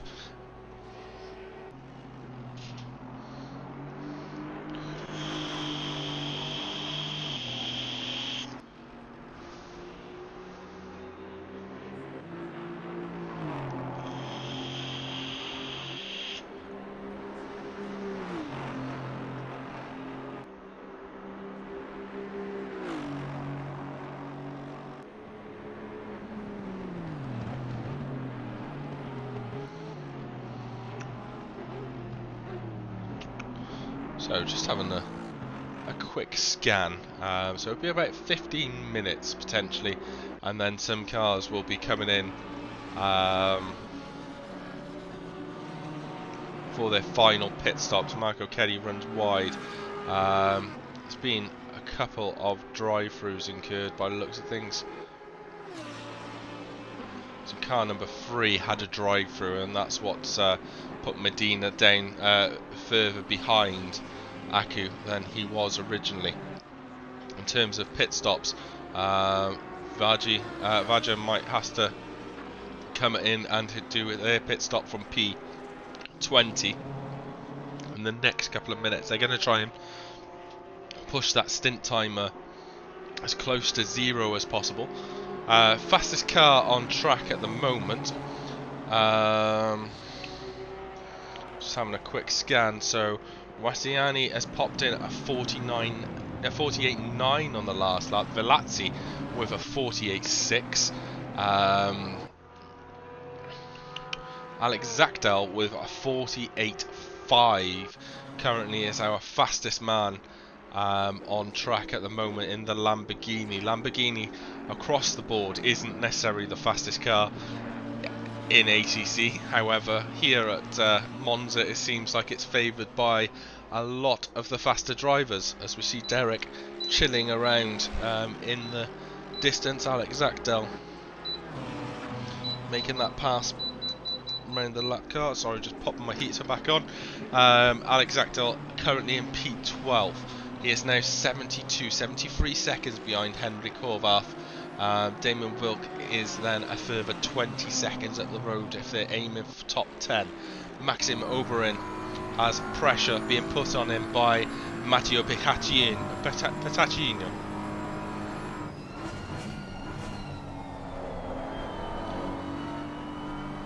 God, you're asking me questions. Seen a Porsche, seen BMW, seen Audis, seen Mercedes, Lamborghinis, seen a Lexus. Matteo. Oh, Maxim's had a little bit of a squirrely moment going through Parabolica. That's going to allow Matteo an opportunity to come up and potentially make the pass. That was a good little bit of Drift Kings mode.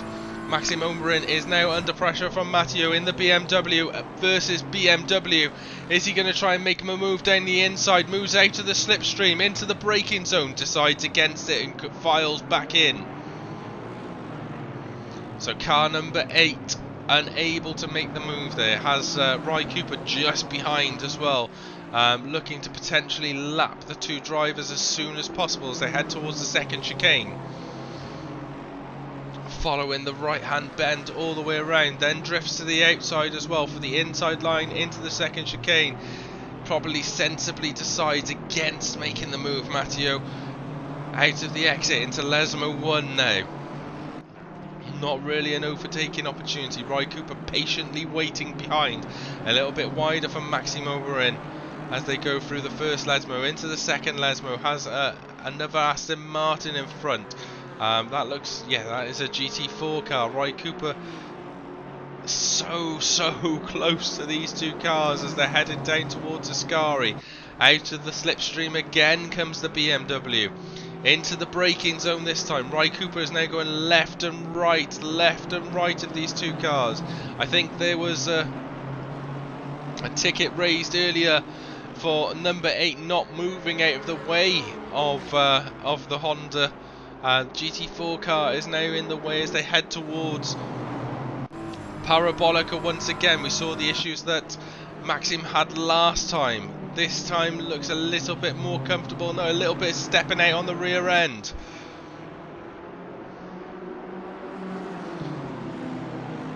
Back into the slipstream goes the Honda.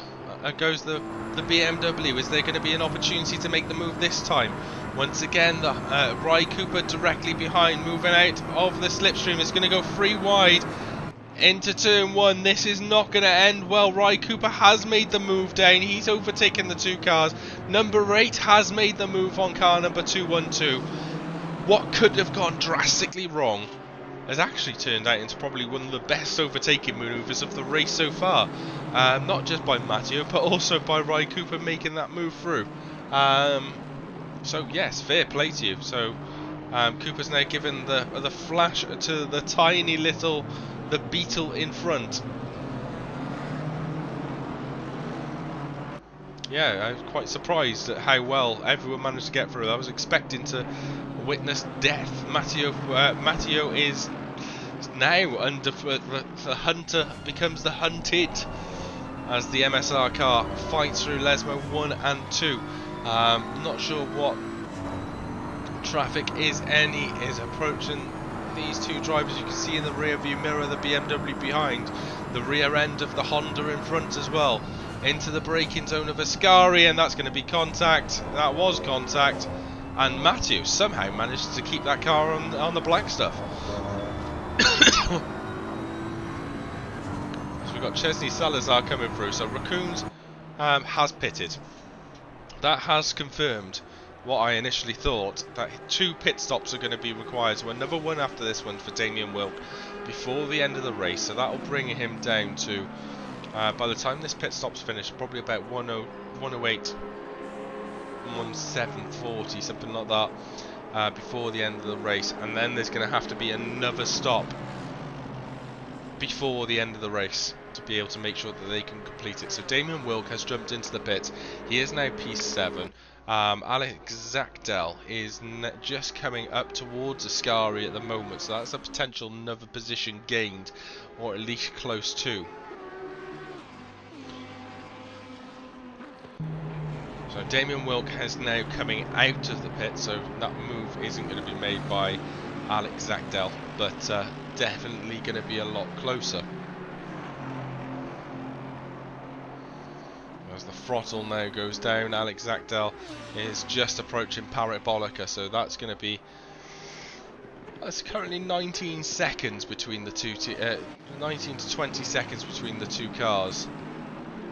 With the pace that Alex was running in, if you look at Damien Wilk's fastest lap of the race so far, it was a 1:49.3, whereas Alex's last lap was a 1:48.9.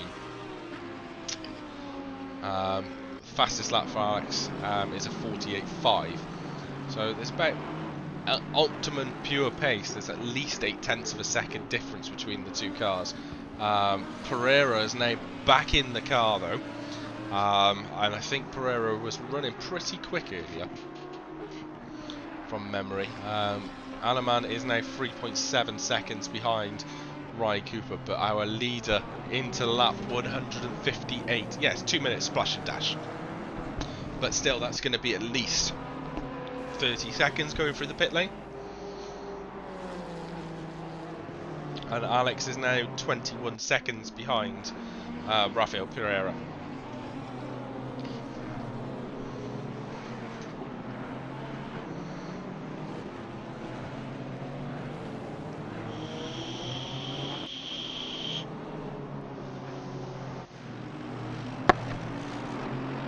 Not quite sure what's happened with Derek, but he's now down to P27.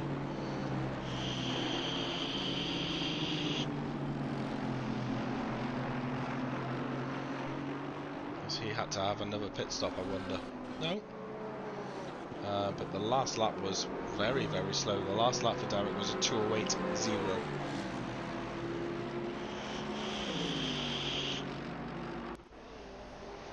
So Rinaldi has dived into the pits on P20. So potentially they're going to have to serve another stop as well. Again, might be that splash and dash, but that's still going to be a loss of positions.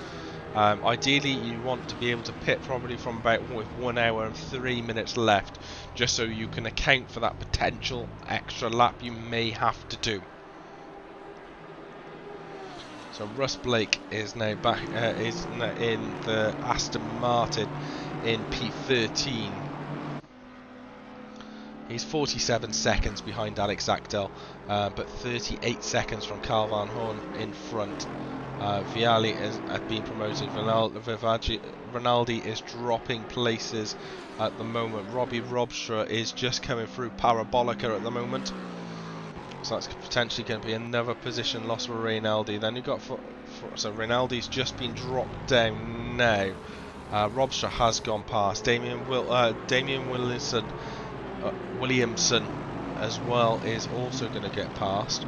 Floravanti is just going through Ascari now. So Rinaldi just coming out onto the track once more into P24. But again, I'm thinking we'll probably have to do at least one more stop. My attention has been solely based on the mid to low field, so let's have a quick check on what's happening. So Rattiani, the lights are definitely on and are working a lot stronger now. It is 8 o'clock in the evening in Monza. Air temperature is 14 degrees, track temperature is 14 degrees, so the temperature has dropped down quite significantly. Fastest lap for GT3s is a 1:47.9, GT4s is a 1:57.2. So a drive-through was cleared for car number 3, was our last one. So we are feeling quite good. Matteo, since we saw him earlier, is now just been lapped by Gilles Aleman, I think it was. Is there any other fights towards the back? No, nobody's really that close. So in terms of our top 10, so we got Horvath in P10, just going through Parabolica. Then we got Marco Berberi in P9 in one of the Lamborghini drivers, FRLACC, who we all know from Pure Sim Gear GT3 Friday, in P8, Aleman in P7, then Ry Cooper in P6, Sergei Mace in P5, just approaching the second chicane. So he has 31 seconds over Ry Cooper and 45 seconds behind Cristian Romano in P4. Keglia in P3 has had to have that extra pit stop, which has definitely held them back. I'm not sure again if it was down to damage or potentially an incident with another car. So their car number 6. I can't see any incidents involving them. Marco Keddy in P2. He's 14 seconds behind Rattiani. So in terms of the remaining pit stops, Matteo has just had to diving now, so that'll be safe to make sure that this will be their last pit stop of the race. Thomas van der Stroos in P25 is just going for another lap. Anyone else flashing red at the moment? No, not really. We've got Russ Blake, who had a bit of a had a little bit of contact with someone. Romano will have to pit in the next lap or two to be able to service his car before the end of the race. Again, just to reiterate, these will be the last pit stop. The only driver, I think, in the higher positions, so Pereira has 58 minutes left of his stint, so we'll have to come in and pit again. The rest of the cars should be okay to only have to pit one more time before the end of the race. Castillo is just coming out for another stint in that Porsche from P35. Massimo Vialli is coming to have a pit stop as well. They weren't due for another 30 minutes, so I'm assuming that's potential damage for the Aston Martin, currently in P23. That's promoted Williamson. Will likely promote Rinaldi as well as he comes down the start-finish straight. Thomas van der Stroos as well. Maybe in contention for a position, but there goes Massimo Vialli. 1 hour left. Currently P24. So Cristian Romano goes for another tour around the track, so he's going to wait as long as possible before completing his final stop, and that will be I presume will be at the end of the next lap. Henrik Horvath has served his pit stop as well, so that's their last stop.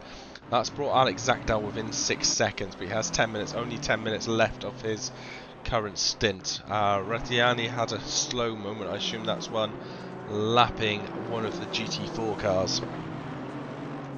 So going down the start-finish straight behind BMW. I think that might be Matteo, which we were watching fight earlier in car number 8. Yes, it is car number 8. Rinaldi flagged up as a yellow flag, so I was wondering to see if there was any incident. Dan Horn is only 0.8 of a second behind Federico Fioravanti in front. Bruno Fantozzi in P31 has to pit again, just being overtaken by the Ferrari of Barnard in front. So that is P31 for Bruno. I assume he was expecting a little bit more from tonight's race. Aku in the GT4s completes their last pit stop and is back out on the track. That's allowed Medina to temporarily take the lead, but they'll have to pit again before the end of the race. That might be a splash and dash depending on how the tyres are and how the fuel. We've got the Adreiser Porsche car just behind, just making another lap by the GT3 on the GT4 car. Cristian Romano is coming in to have his last pit stop from P4. That's going to allow Sergei Mace eventually to regain that position, but they only have 10 minutes to go until their next pit stop. Russ Blake has 4 minutes left of their stint as well. Alex Zagdel 8 minutes. Carl Van Hoon 9. Venning Christoph in P11 doesn't have to pit again. Rafael Pereira does. Babari has to go at least one more time as well. So Sergei Mace has made that pass. Cristiano Romano has just been dropped down, and they're on their way from P5. Where is Ry Cooper? Just coming through Parabolica now. So it looks as though Cristiano Romano will be quite comfortable and have a little bit of space on track as well, just to get that get going again with that rhythm. So I assume himself, Terence, have done 2 hours each with their teammate as well, and the name escapes me unfortunately.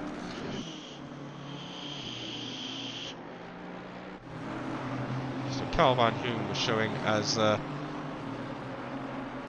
yellow flag, but he looks as though he's okay. Maxim Oberin, Gianmarco Palladino.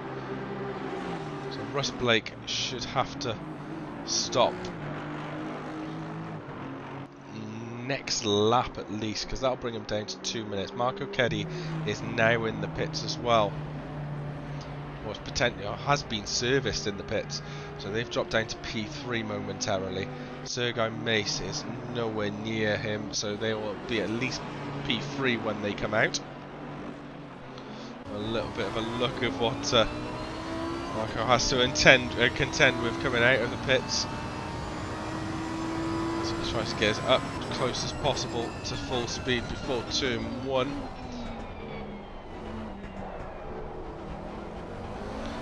A little bit of dab on the throttle between the two corners was potentially enough.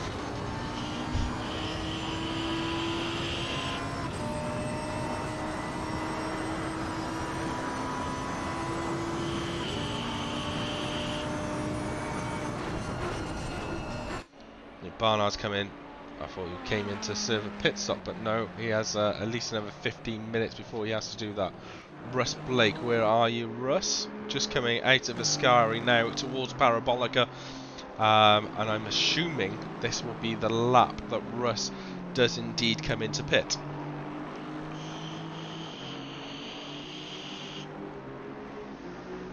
So Di Polito is in the car for the final hour, so Russ Blake does indeed come into pit. Carl Van Hoon is on his way out. There's a lot of traffic there on the left and right, including the Advisor GT4 cars. They almost all come to a stop. Car number 22 goes side by side with Carl Van Hoon. Enjoy the walk with the cigar. Carl Van Hoon to drop place. Alex Zagdal's got a yellow flag. I'm not quite sure if what happened, but potentially had an incident going through the exit of Ascari. Will there be a driver change in the car 331? Remember, Rafael Pereira does have to pit again from P10. In terms of the other drivers yet to complete their last pit stop, Marco Babari, Velazzi, Alaman, Cooper, Mace, Kagelia and Latiani are yet to complete their stops.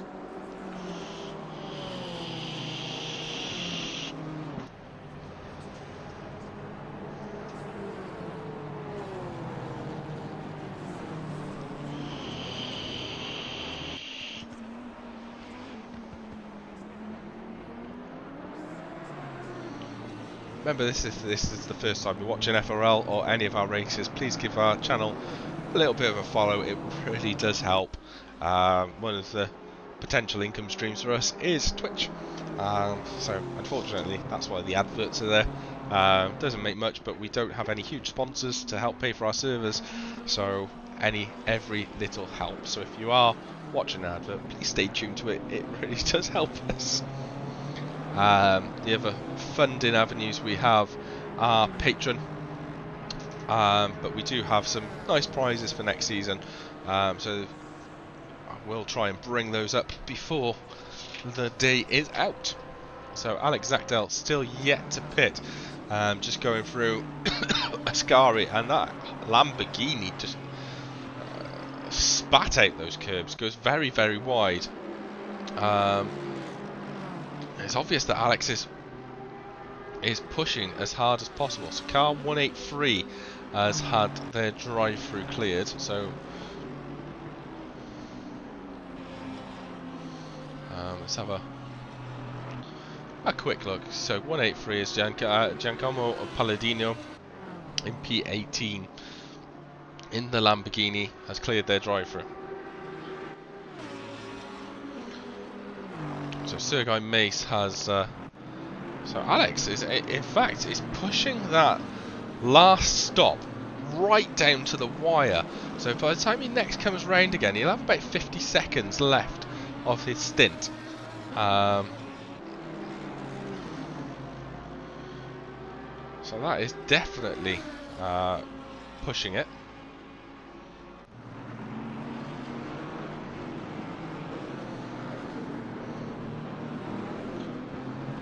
So Rattiani has 5 or 6 minutes left, although he's just got past quite a bit of considerable traffic coming through up to the second chicane.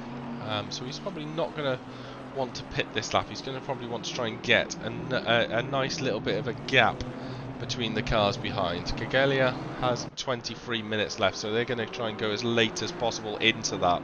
So that's going to bring them to about 29 minutes, 30 minutes left of the race before they have to complete their last stop.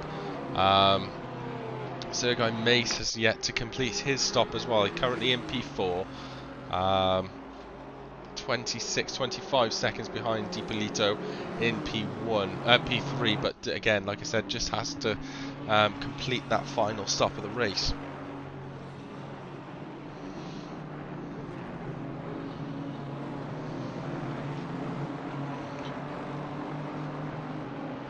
Rattiani had a little bit of a go slow moment. I think that was on the exit.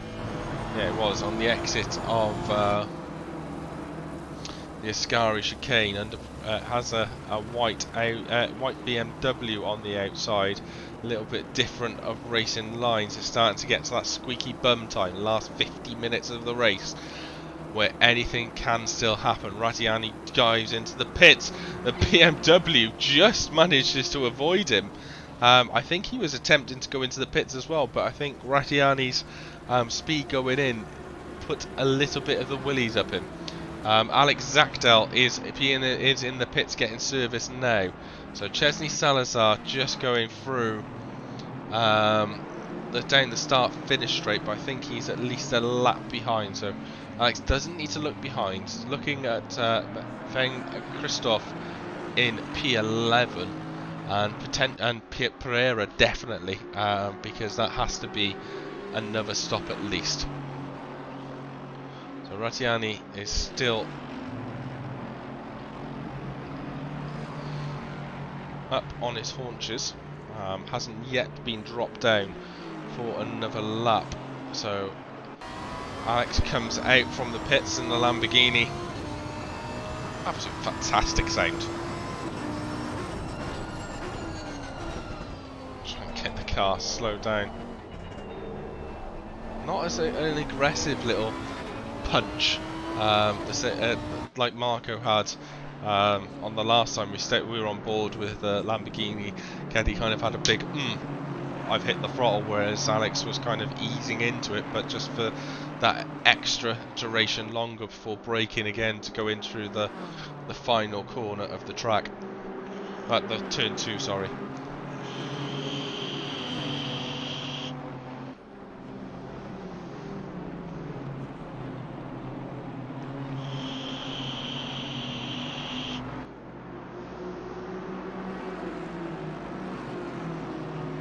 So Sergei Mace comes in for his final stop of the race, brakes just in time for the boards. Any of our other leaders have to come through, so Ry Cooper just challenging car number 40 going through Parabolica Now Christian allows him to go through. So Roy Cooper has moved up to 5th position, but I'm assuming Christian knows that Roy has to stop again.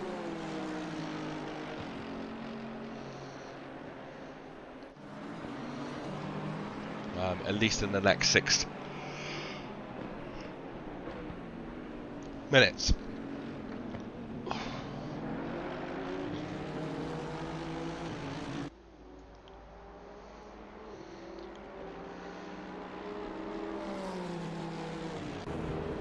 So Sergei Mace is back out of the pits in the white BMW.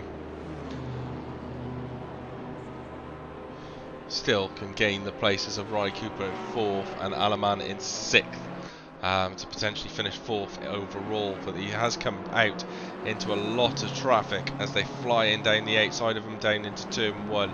May get in front of the Porsche, and it's very likely that he'll get in front of the Porsche. Although the Porsche takes a different line through turn 1 and 2. Let's have a look. Laura Hill just making moves up into P18. Nice. As past Giancarlo Palladino. Well, until the last 47 minutes left of the race. Laura Hill up into 18th position. 7 points, just about 10 seconds behind Joseph in front. Although that now says 11 seconds. And on my other screen it says something different, so we'll see what happens.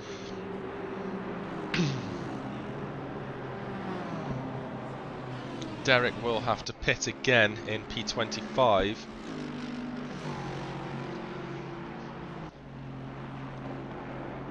And Daniel Williamson in P24 will not have to pit again, so Derek in potentially going to lose a place to a couple of cars. So Federico Fioravanti under pressure from Christian behind. Christian in P28, car number 934 in the Advisor Porsche will again have probably better cornering speed, but that Ferrari in front should have the grunt to just start punching away.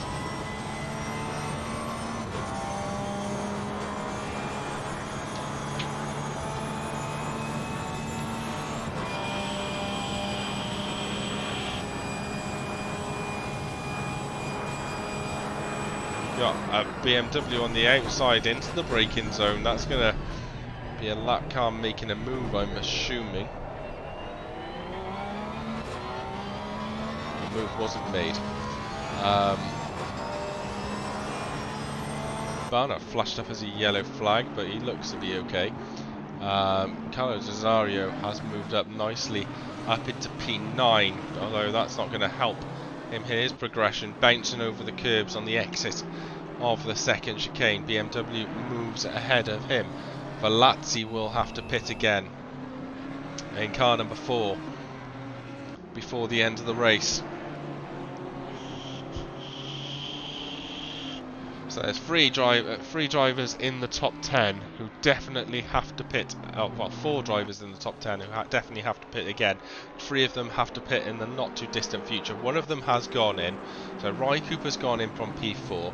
That's going to allow Cristian Romano to go back through. So he's regained P4 overall. We've got FRLACC just going through Ascari now, who also has to pit again, as well as Gilles Ellerman.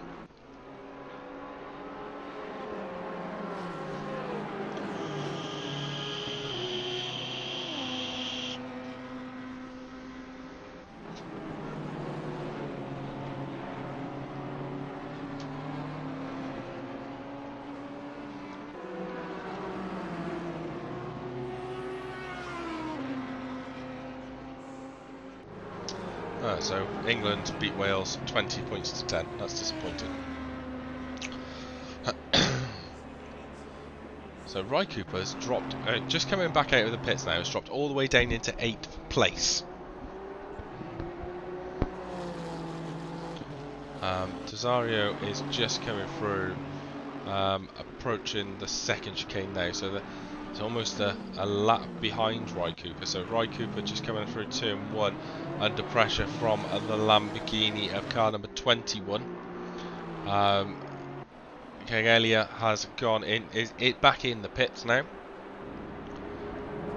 Just getting that throttle underway now. Where is Romano? Romano is just coming through down towards Parabolica. I think he's going to be comfortably behind Cagaglia, who has probably about a 15-second lead by the time they get under the power. So there's Romano now just coming through the final corner across the start-finish straight. So that gap is 11 seconds, is it? As Cagaglia managed to stay in front of car number 212. Car number 212 is of Laura Hill. So that was quite important. That's one less car that has to pass. Romano now approaching turn 1 and 2. So that's about a 10-second gap, I think. FRLACC will probably end up pitting this lap. He has a lot of traffic in front of him. So probably, well, he has to pit anyway. Let's have a view from the floor as he pulls into the pits.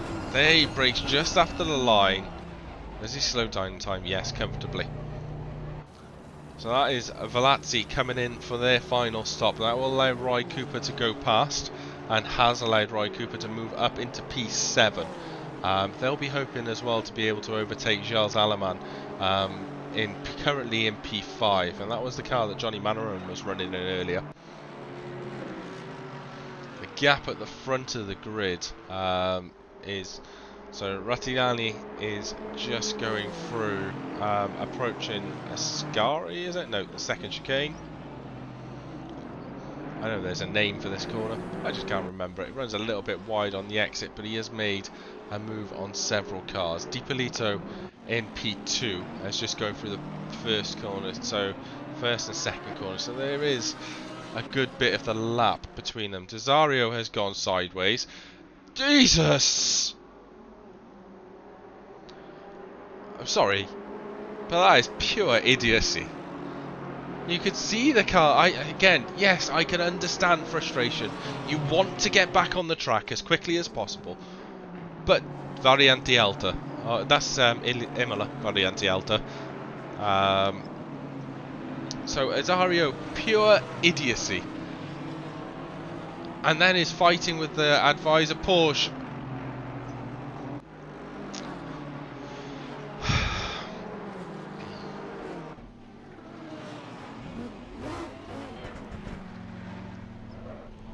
Let's see how they manage to rejoin this time. We've already lost the place for Rafael Pereira. So Desario is now back on the track. Drop down to P11. Sergio Azario is in car number 331 at the moment. There is damage to the front of that Lamborghini. Does not look significant, but we'll try and keep an eye on the lap times of Carlo. But again, if you've gone off the track, there's cars approaching. Do not bloody drive across them. Stay in your position. Yes, you are you want to get going as soon as possible, but not only could you ruin your own race by getting absolutely smacked, you could always also ruin the race of several other people, because De La Roja chicane, that's it. Thank you, Smiley. You could also ruin the races of 3 or 4 people coming towards you, and what's the point? Idiote. And from an experienced racer as well. Yeah, that's why I said, don't just ruin your own race, you ruin the race of several other people coming towards you. And Carlo's not an inexperienced driver. Especially in endurance races. Right, Aleman is going for another lap by the looks of things. Before pitting, he will have enough time to be able to do it. Dipolito flashed up as going slow, but he looks to be going okay. But he is 36 seconds behind Rottieni. The Georgian he's driven quite a lot of the race today. Again, going quite so. So Sergio Azario, how is he coping in Lamborghini? The Porsche loving Sergio Azario in the Lamborghini.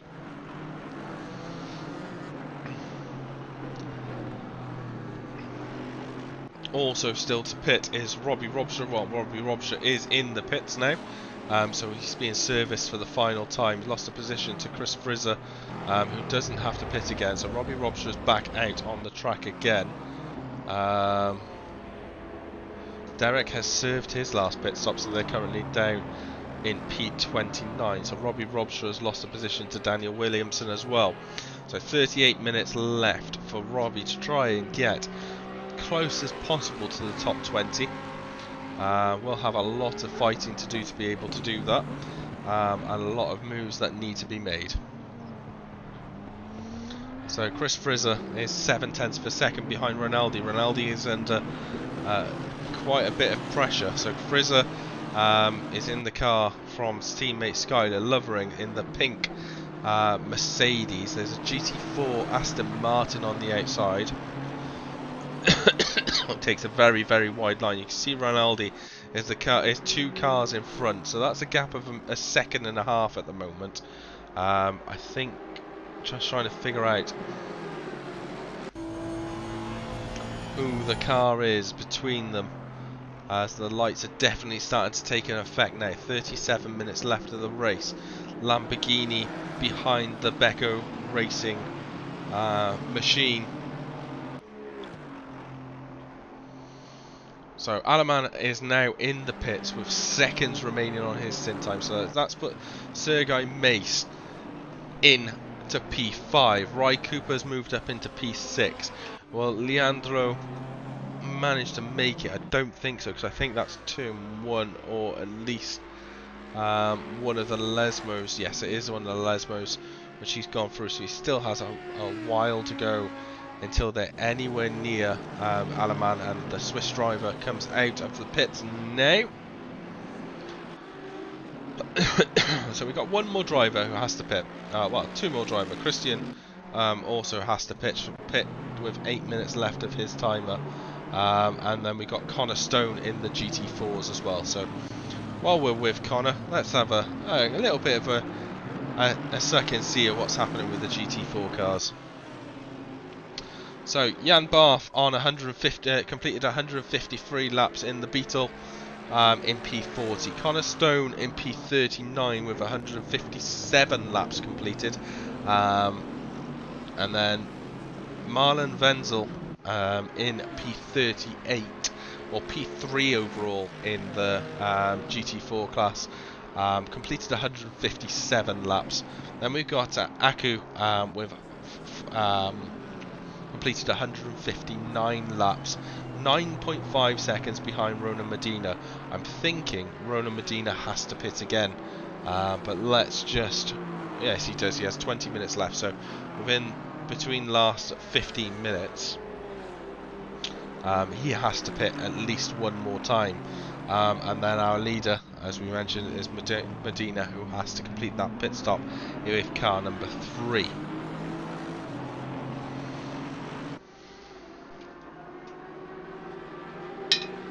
Yep, still a race going on. 5.5 hours into 6 hours of Monza as part of round 2 of the Endurance 2023 calendar. Whilst this is going on, let's have a look at what races we have in store for you next season.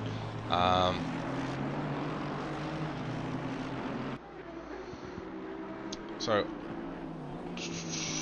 anyone who's not familiar with SimGrid, this is our Formula Racing League SimGrid page. We've just completed our Rookies Late Night, Pure Sim Gear Season 7, and Super Sprint seasons. So we have a couple of one-off events. We have the Donkey Kong Mountain Run on the 2nd of March, and the Silverstone 500 on the 11th of March. There's still places available in those races. Our rookie seasons, GT3 Season 6, starts with Kyalami, Zolder, Alton Park, Kota, Snetterton, Monza and Hungaroring. That's on Thursday night, 8 PM UK time. The winner will receive an £80 gift card for ACLF Sim Racing. So that's really exciting to join as part of the rookie season. We also have the late night Super Trofeo, which starts at 10 PM UK time. Same tracks once again, but with the Super Trofeo as the vehicle of choice.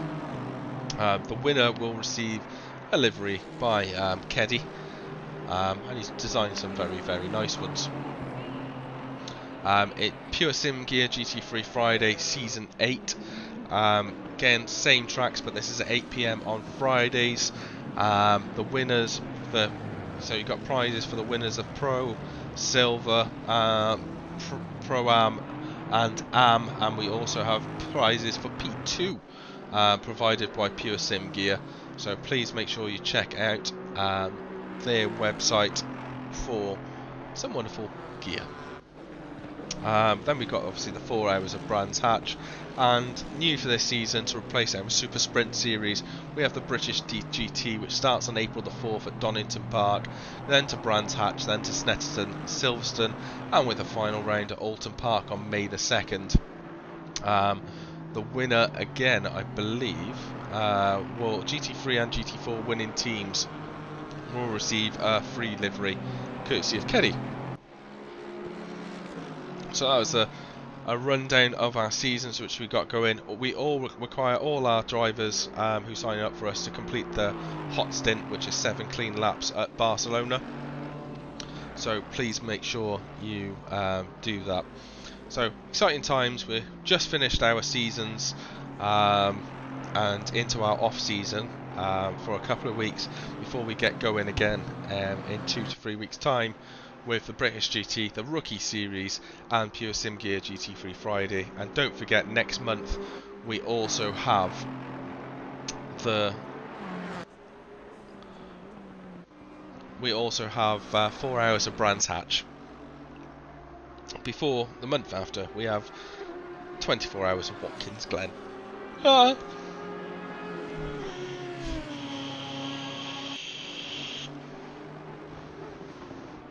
So, how is Mr. Zach Dell doing? So Sergio Azario is lapping in the 150s, which at 150.1, which is a not too shabby time. But Carlos Azario, with his little bit of damage on the Lamborghini, is 12 seconds up the road, and is lapping at 49.9, so just over 2/10 quicker than Sergio in P12.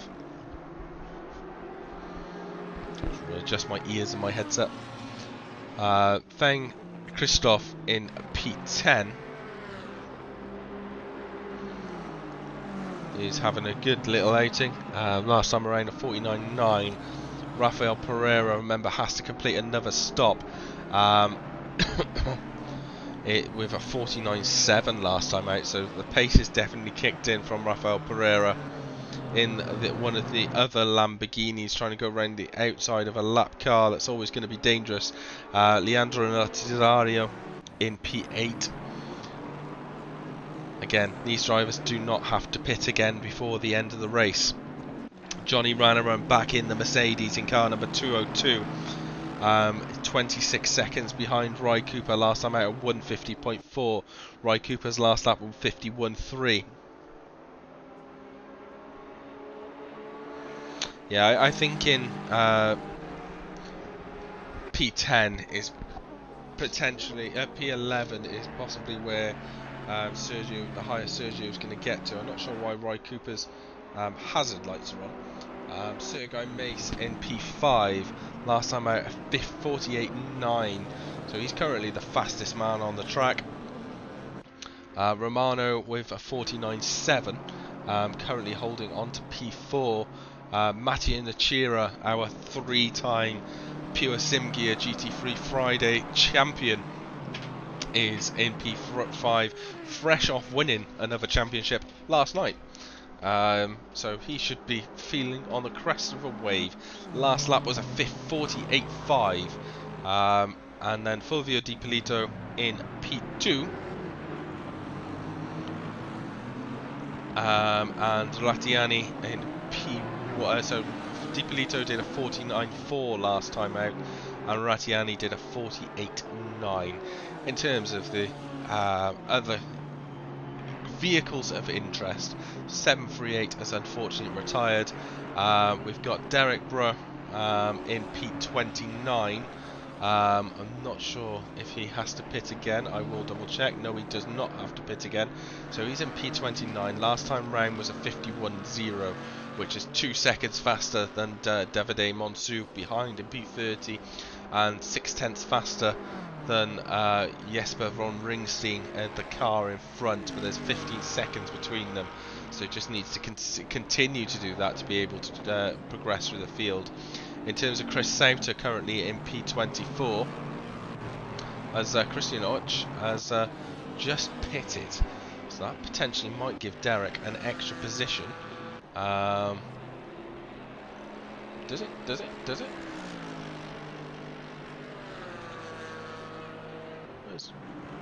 Oh no, there's Christian coming out of the pits now. So that's going to be 3 seconds between the two cars. So yes, back to Chris Sauter. So Chris Sauter is 13.5 seconds. Last time around was a 51.2. Mirko in front did a 49.4, and Federico did a 52.8. So losing touch with the car in front, but not necessarily under threat from the car behind.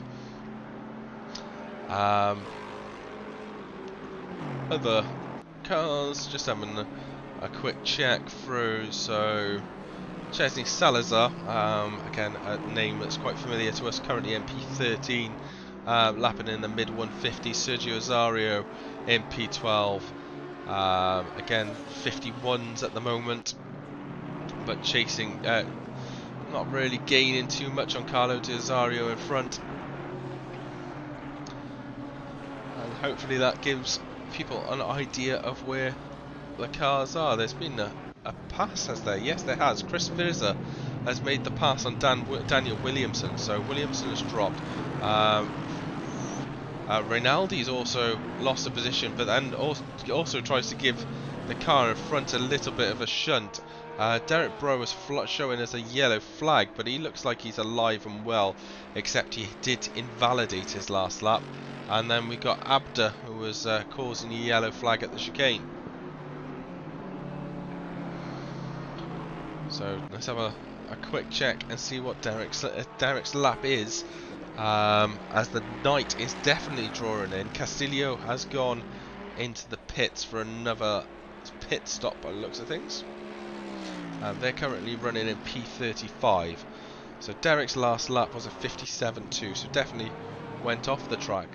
Mirko Cancelleria is experiencing some problems. They're currently off the track at... Where are they off the track? Ascari has claimed another victim. And in fairness to Mirko, he's not just driven straight onto the track in front of cars. He's driven round the outside and joined in a safe manner. So Chris Sauter has gained a position. They've moved up to P23. Fizz is now 1.5 seconds behind Dan Williamson again. I'm not sure if there was contact. Yes, I'm under no illusions. They are absolutely infuriating. But every 2 pence helps in terms of Twitch adverts, and in our 24 hours of Spa, we made about 50-60 quid off Twitch adverts, so it helps. Christoph, meanwhile, is less than coming up to a second behind Pereira. Remember, Pereira does have to pit again, but she'll have to do.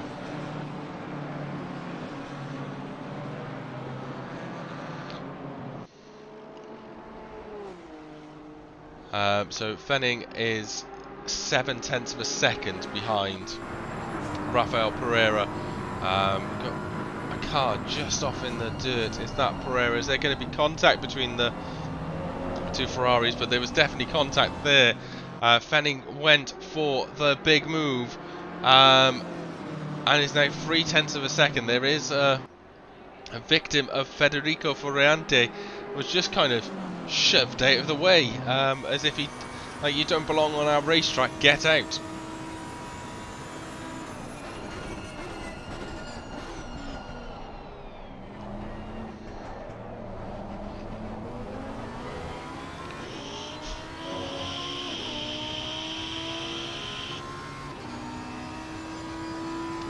We don't make any money. We don't make any money, I can assure you, but it just helps pay the costs of what we have. So Christoph and Pereira, less second between the two. Christoph is desperately trying to make the move. Is he going to try and... He's flashing away as he makes the move down into Lesmo 1. So Fenning Christoph has moved now up into P9. Although, actually, Pereira doesn't fancy letting him do that. Was thinking about making a move back into Lesmo 2. Decides against it. Will live to try and fight another day. He knows he has to stop again. He needs to lose as little time as possible for Carlo Desario behind in P11.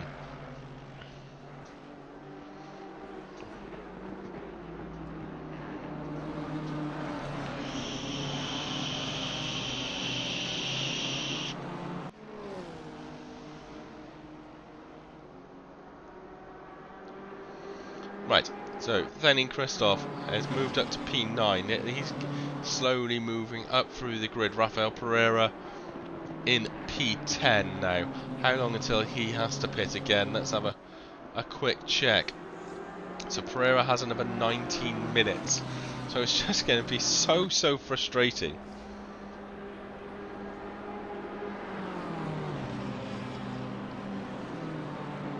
That he's going to be 3 minutes away from the end of the race, and when he knows he has to do the stop. We have into the braking zone. Fenning manages to keep the position, but Pereira is still very close. Anything tight happening towards the front of the grid? No, by the looks of things. Mirko is 1.5 seconds behind Chris Sauter, so that was 1.7 seconds he managed to gain on him on the last lap. So we'll try and keep tabs on what's happening with Mirko. Derek is on a go slow. I'm not sure if that was because he was being lapped, but currently in P29.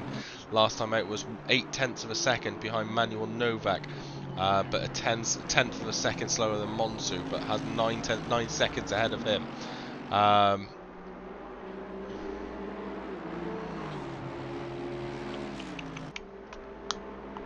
Our leader the team that were leading for quite a large majority of this race. Not quite sure what's happened with Flat 8 Sim Racing team, but they're now in P3, having to complete an extra pit stop. I'm not sure if it was because of a drive-through. Let's have a quick check for P6 if they had to do a drive-through. No, nothing obvious that happened. There was a little bit of a bump just now with 183 and one prior to that of 29, but nothing else majorly that happened.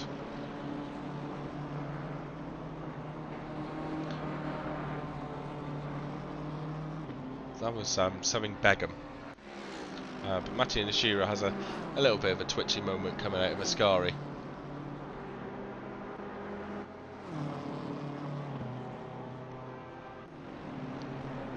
Shemina Begum, I think it was, off the top of my head. Bournemouth beat Man City lost to Man City 4-1. Sad day.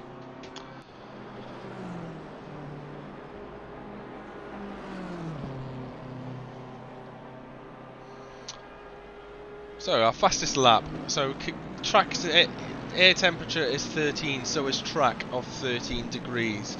So it's now 8:47 in the evening in Monza. We have 19 minutes remaining. Fastest lap which I've got is a GT Freeze of a 49.7. Fastest lap for GT4s is a 57.2. It's just under a tenth of a second between the two fastest laps. And yes, I was looking at A. Forster for such a long time, but yes, it is definitely Adam Forster, not Anna Forster, in car number 128. 51 seconds behind Domenico in P14 and 23 seconds in front of Antonio. Laura Hill's having a quiet, tidy little race in P18. Sorry, that was the hot dogs. And Chris Slater's under pressure. Just approaching. I think that might be... No, I don't think that's a GT4. That's an Audi in front. But Mirko is now 7 tenths, 8 tenths of a second behind. Chris Fizzer's had a slow moment as well, direct, not too far in front. The darkness has definitely drawn it to close here in Monza to make it dramatic with the headlights as the race comes to its final conclusion. 18 minutes left now.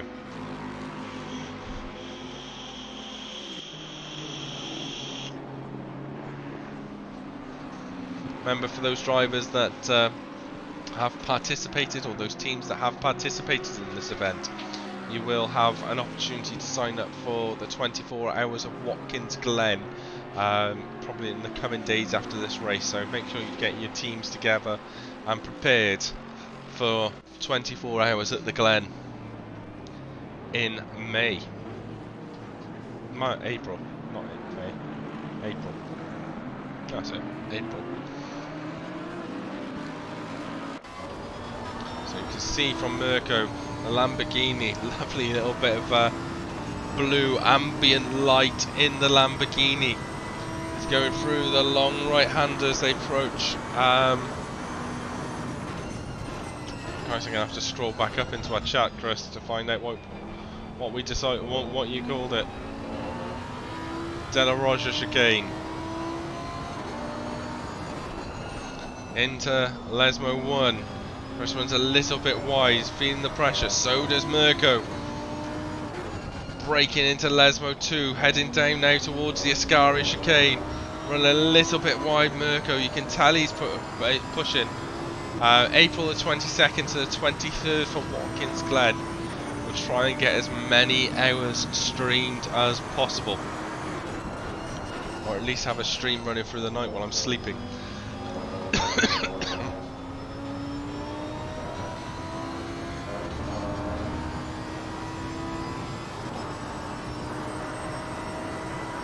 So remember, 4 hours of Brands Hatch next month, 24 hours of Watkins Glen next month in May. Might need to book the Bundy off work for that one. I felt awful after the Spa race for at least a week.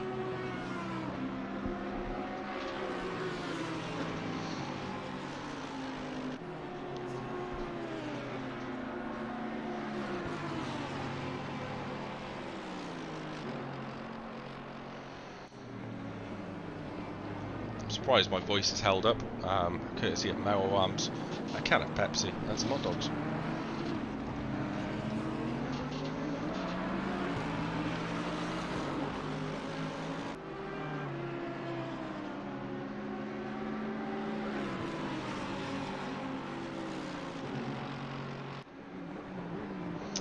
Yes, so you got Nigel Longdon as one driver. We've got 5, I think, in our team at the moment. I'm not sure what's happening with Brizzle, Chris Gedman and Chica in terms of their team, and I'm not sure what's happening with Keddy, Zakadel, and Benek and Sergio, so might be worth tapping in with them to see what's going on. So Mirko now seems to have a bit more of a run down, heading towards the Ascari chicane, moves out of the racing line, in towards the braking zone. Is Mirko going to make the move? No, decides against it. Probably the wisest thing to do when it comes to Ascari. Ascari has claimed many victims this evening, today. Yeah, but surely they're going to need more than 2 drivers.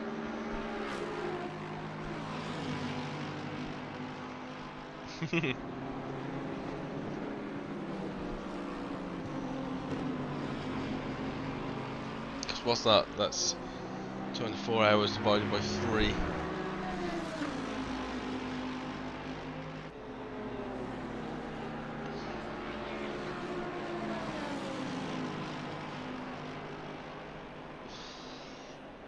Hours each. But oh, at this time, Mirko's going very, very slow as the car on the inside just went full blown send. The lapping.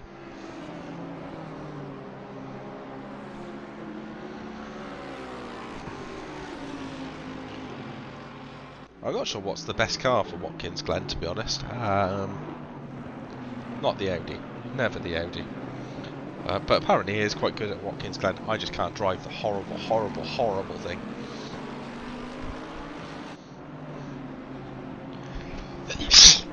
Bless me.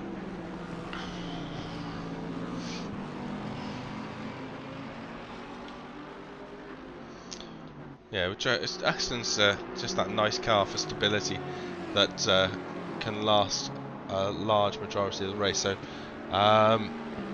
Rafael Pereira has yet to have pitted. Thank you. So he's 3.5 seconds behind Fenning Christoph, but still 70 seconds in front of Carlo Cesario. Let's see if I can get an idea of how long the pit stops are. The pit stops are around about 70 seconds.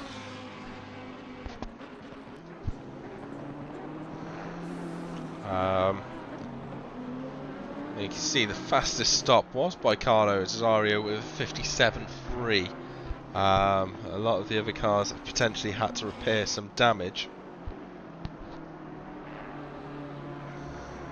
But Rafael Pereira in P10 is the only driver within fighting positions who has to pit again.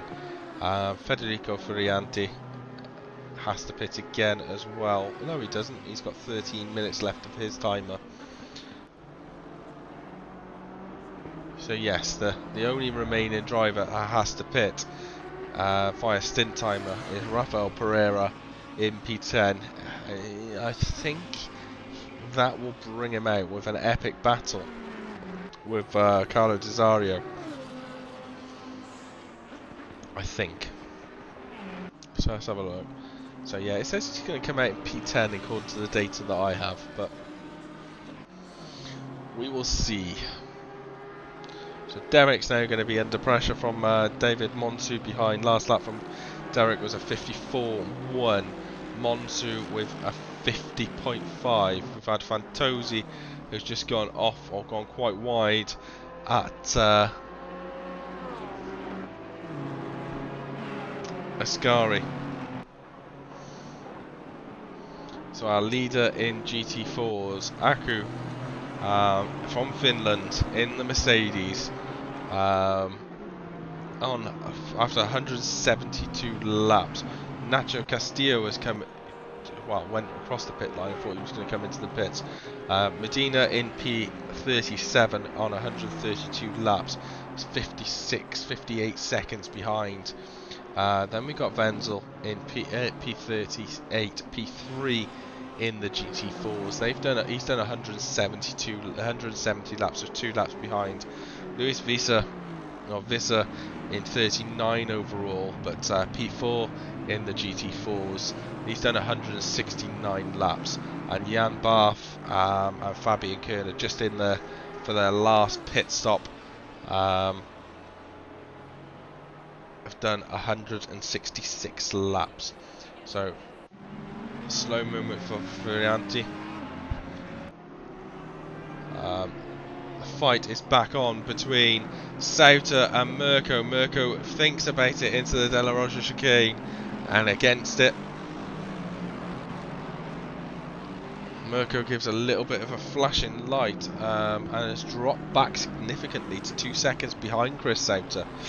Seemed as though he was unhappy with something and then just dropped back. So is he going to recharge his mental capacity for another fight in the last 10 minutes?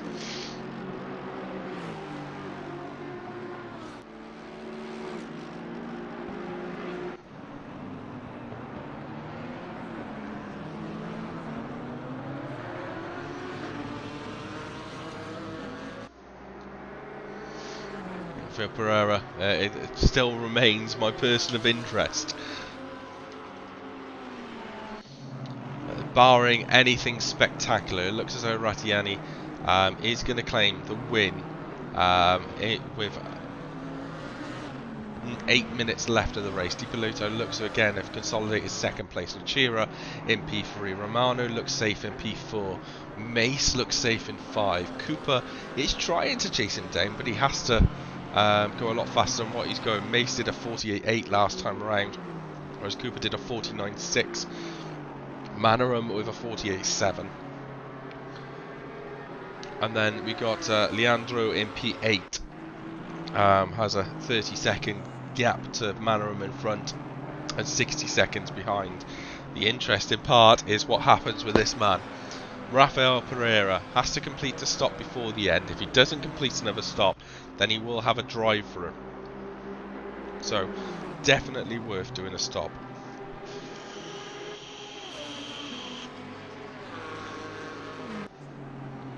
I'm assuming it's not going to be this lap. 4 minutes left before that stop has to be made. Bypasses the pit lane one more time.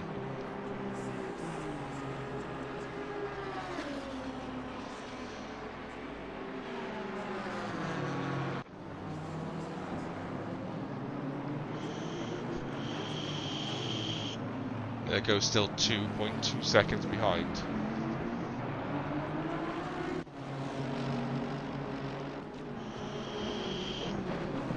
Shows the cars. Oh, sorry, just having a look of stat time of who's been on the stream the longest, and it's been Sergio Azario with 8.45% of stream time. I've had it on him. Medina and Aku have had 2 and 3% respectively, but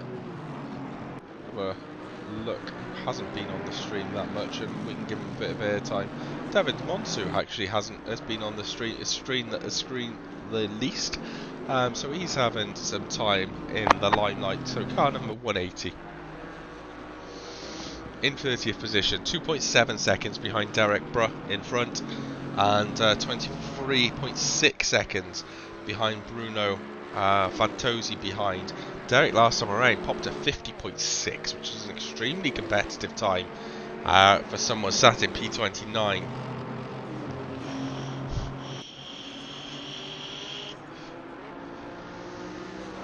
So the Italian job team, Davide Monsu, just going through the Della Rocha chicane right behind the Advisor team. There's definitely some traffic that's slowing Davide down, but that's great news for Derek in front. Sergio has had a slow go moment down, potentially through.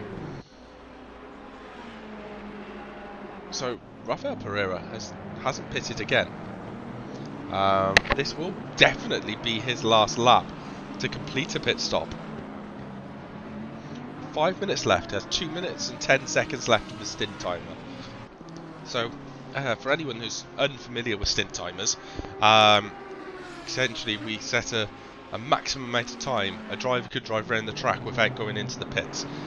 In this case it's 65 minutes. The reason why it's 65 minutes is because in theory you should have to complete 5 stops before the end of the race, and therefore it's the same for everyone, so it doesn't massively advantage cars with massive fuel tanks or disadvantage cars with smaller fuel tanks.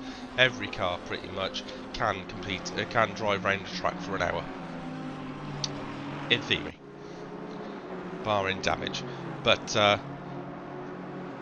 he has to complete at least one stop before the end of the race. There's 1 minute and 20 seconds left of this stint. Sergio Azario has had to, well, Sergio Azario didn't have to move away for yellow flags, but he has gone straight through Ascari, and has managed to avoid, fortunately, the oncoming cars, but there is definite damage to the front of the Lamborghini, a Lamborghini which is unfamiliar to the land of Sergio Azario. Rafael Pereira comes through Parabolica now. A little bit twitchy. Will this just be an up, down, or can it just be a drive-through potentially? So Pereira does indeed come into the stop. Let's keep an eye on it. Is he going to go into his box and change tyres? Doesn't really need to. Is he going to have to put fuel in, or is he just going to drive straight through the pit box? As soon as he goes through the pit box as a drive-through, it just counts and resets the stint timer. So interesting to see what happens, and then where Carlo Desario is right now. He's heading up towards Ascari, so he's still going to be a good chunk of time behind, because Rafael Pereira just comes out, does the drive-through, stint timers reset, retains P10. So barring any incidents, with 3 minutes left of the race, it looks as though Rafael Pereira has kind of locked out the top 10, and the top 10 looks pretty safe. So Carlo Desario is only gained about 20 seconds, to be fair, as he comes through Parabolica onto the start finish straight to start another lap. So yeah, 30 seconds he's lost.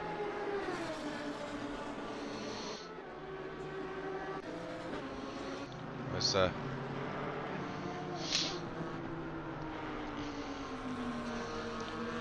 know when you have that most annoying buggy that won't bloody go and just making you want to sneeze all the time. Things you don't expect a commentator to say.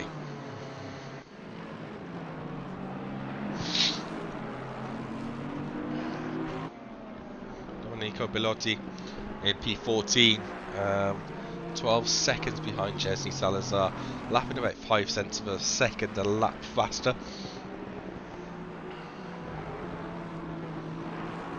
Derek, hold on to P29, please.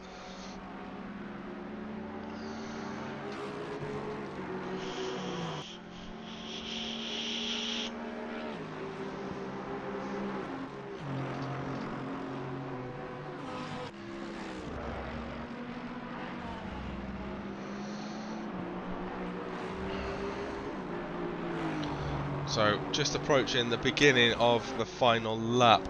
Well, halfway through this penultimate lap, Rattiani from Georgia and his teammates must be feeling very, very confident. Just a couple more, just one lap remaining, a couple more cars to pass. You can see the yellow Aston Martin in front, not necessarily yielding as Ilya would like. Winner of one of, I think it might have been the AM section in GT3 Friday. Rattiani does indeed pass down the finishing straight, and the instruction from race control, the leader is on the final lap now. So 5 hours, 59 minutes and 30 seconds has been completed, and it all comes down to the final 1 minute and 50 seconds to finish off this race. It has been absolutely fantastically fought, generally very clean, beautifully streamed as always by Chromedix. And hi, I'm James. There is Derek Brewer. So Mirko is now 4.5 seconds behind Chris Sauter. He is given that up, but Davide Monsu is trying to chase down Derek Brewer. Derek Brewer is currently 1.5 seconds ahead. So they go through Parabolica for the final time of the race, for the penultimate time. The Mercedes versus the Italian job Beamer. Germany v Germany. Always my pleasure, Christopher.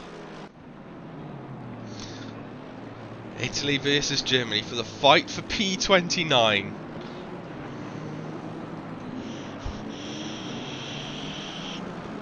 So where is our GT4 leader? GT4 leaders just started their final lap, so we will stay on board for with Rattiani, who's driven definitely for the last couple of hours and has been absolutely faultless. Fastest lap of a 48.1. Going through Parabolica for the final time. Car number 29, the driver from Georgia, comes across to win round 2 of the 6 hours of Monza. Absolutely fantastic. Well done, Ilya Rattignani.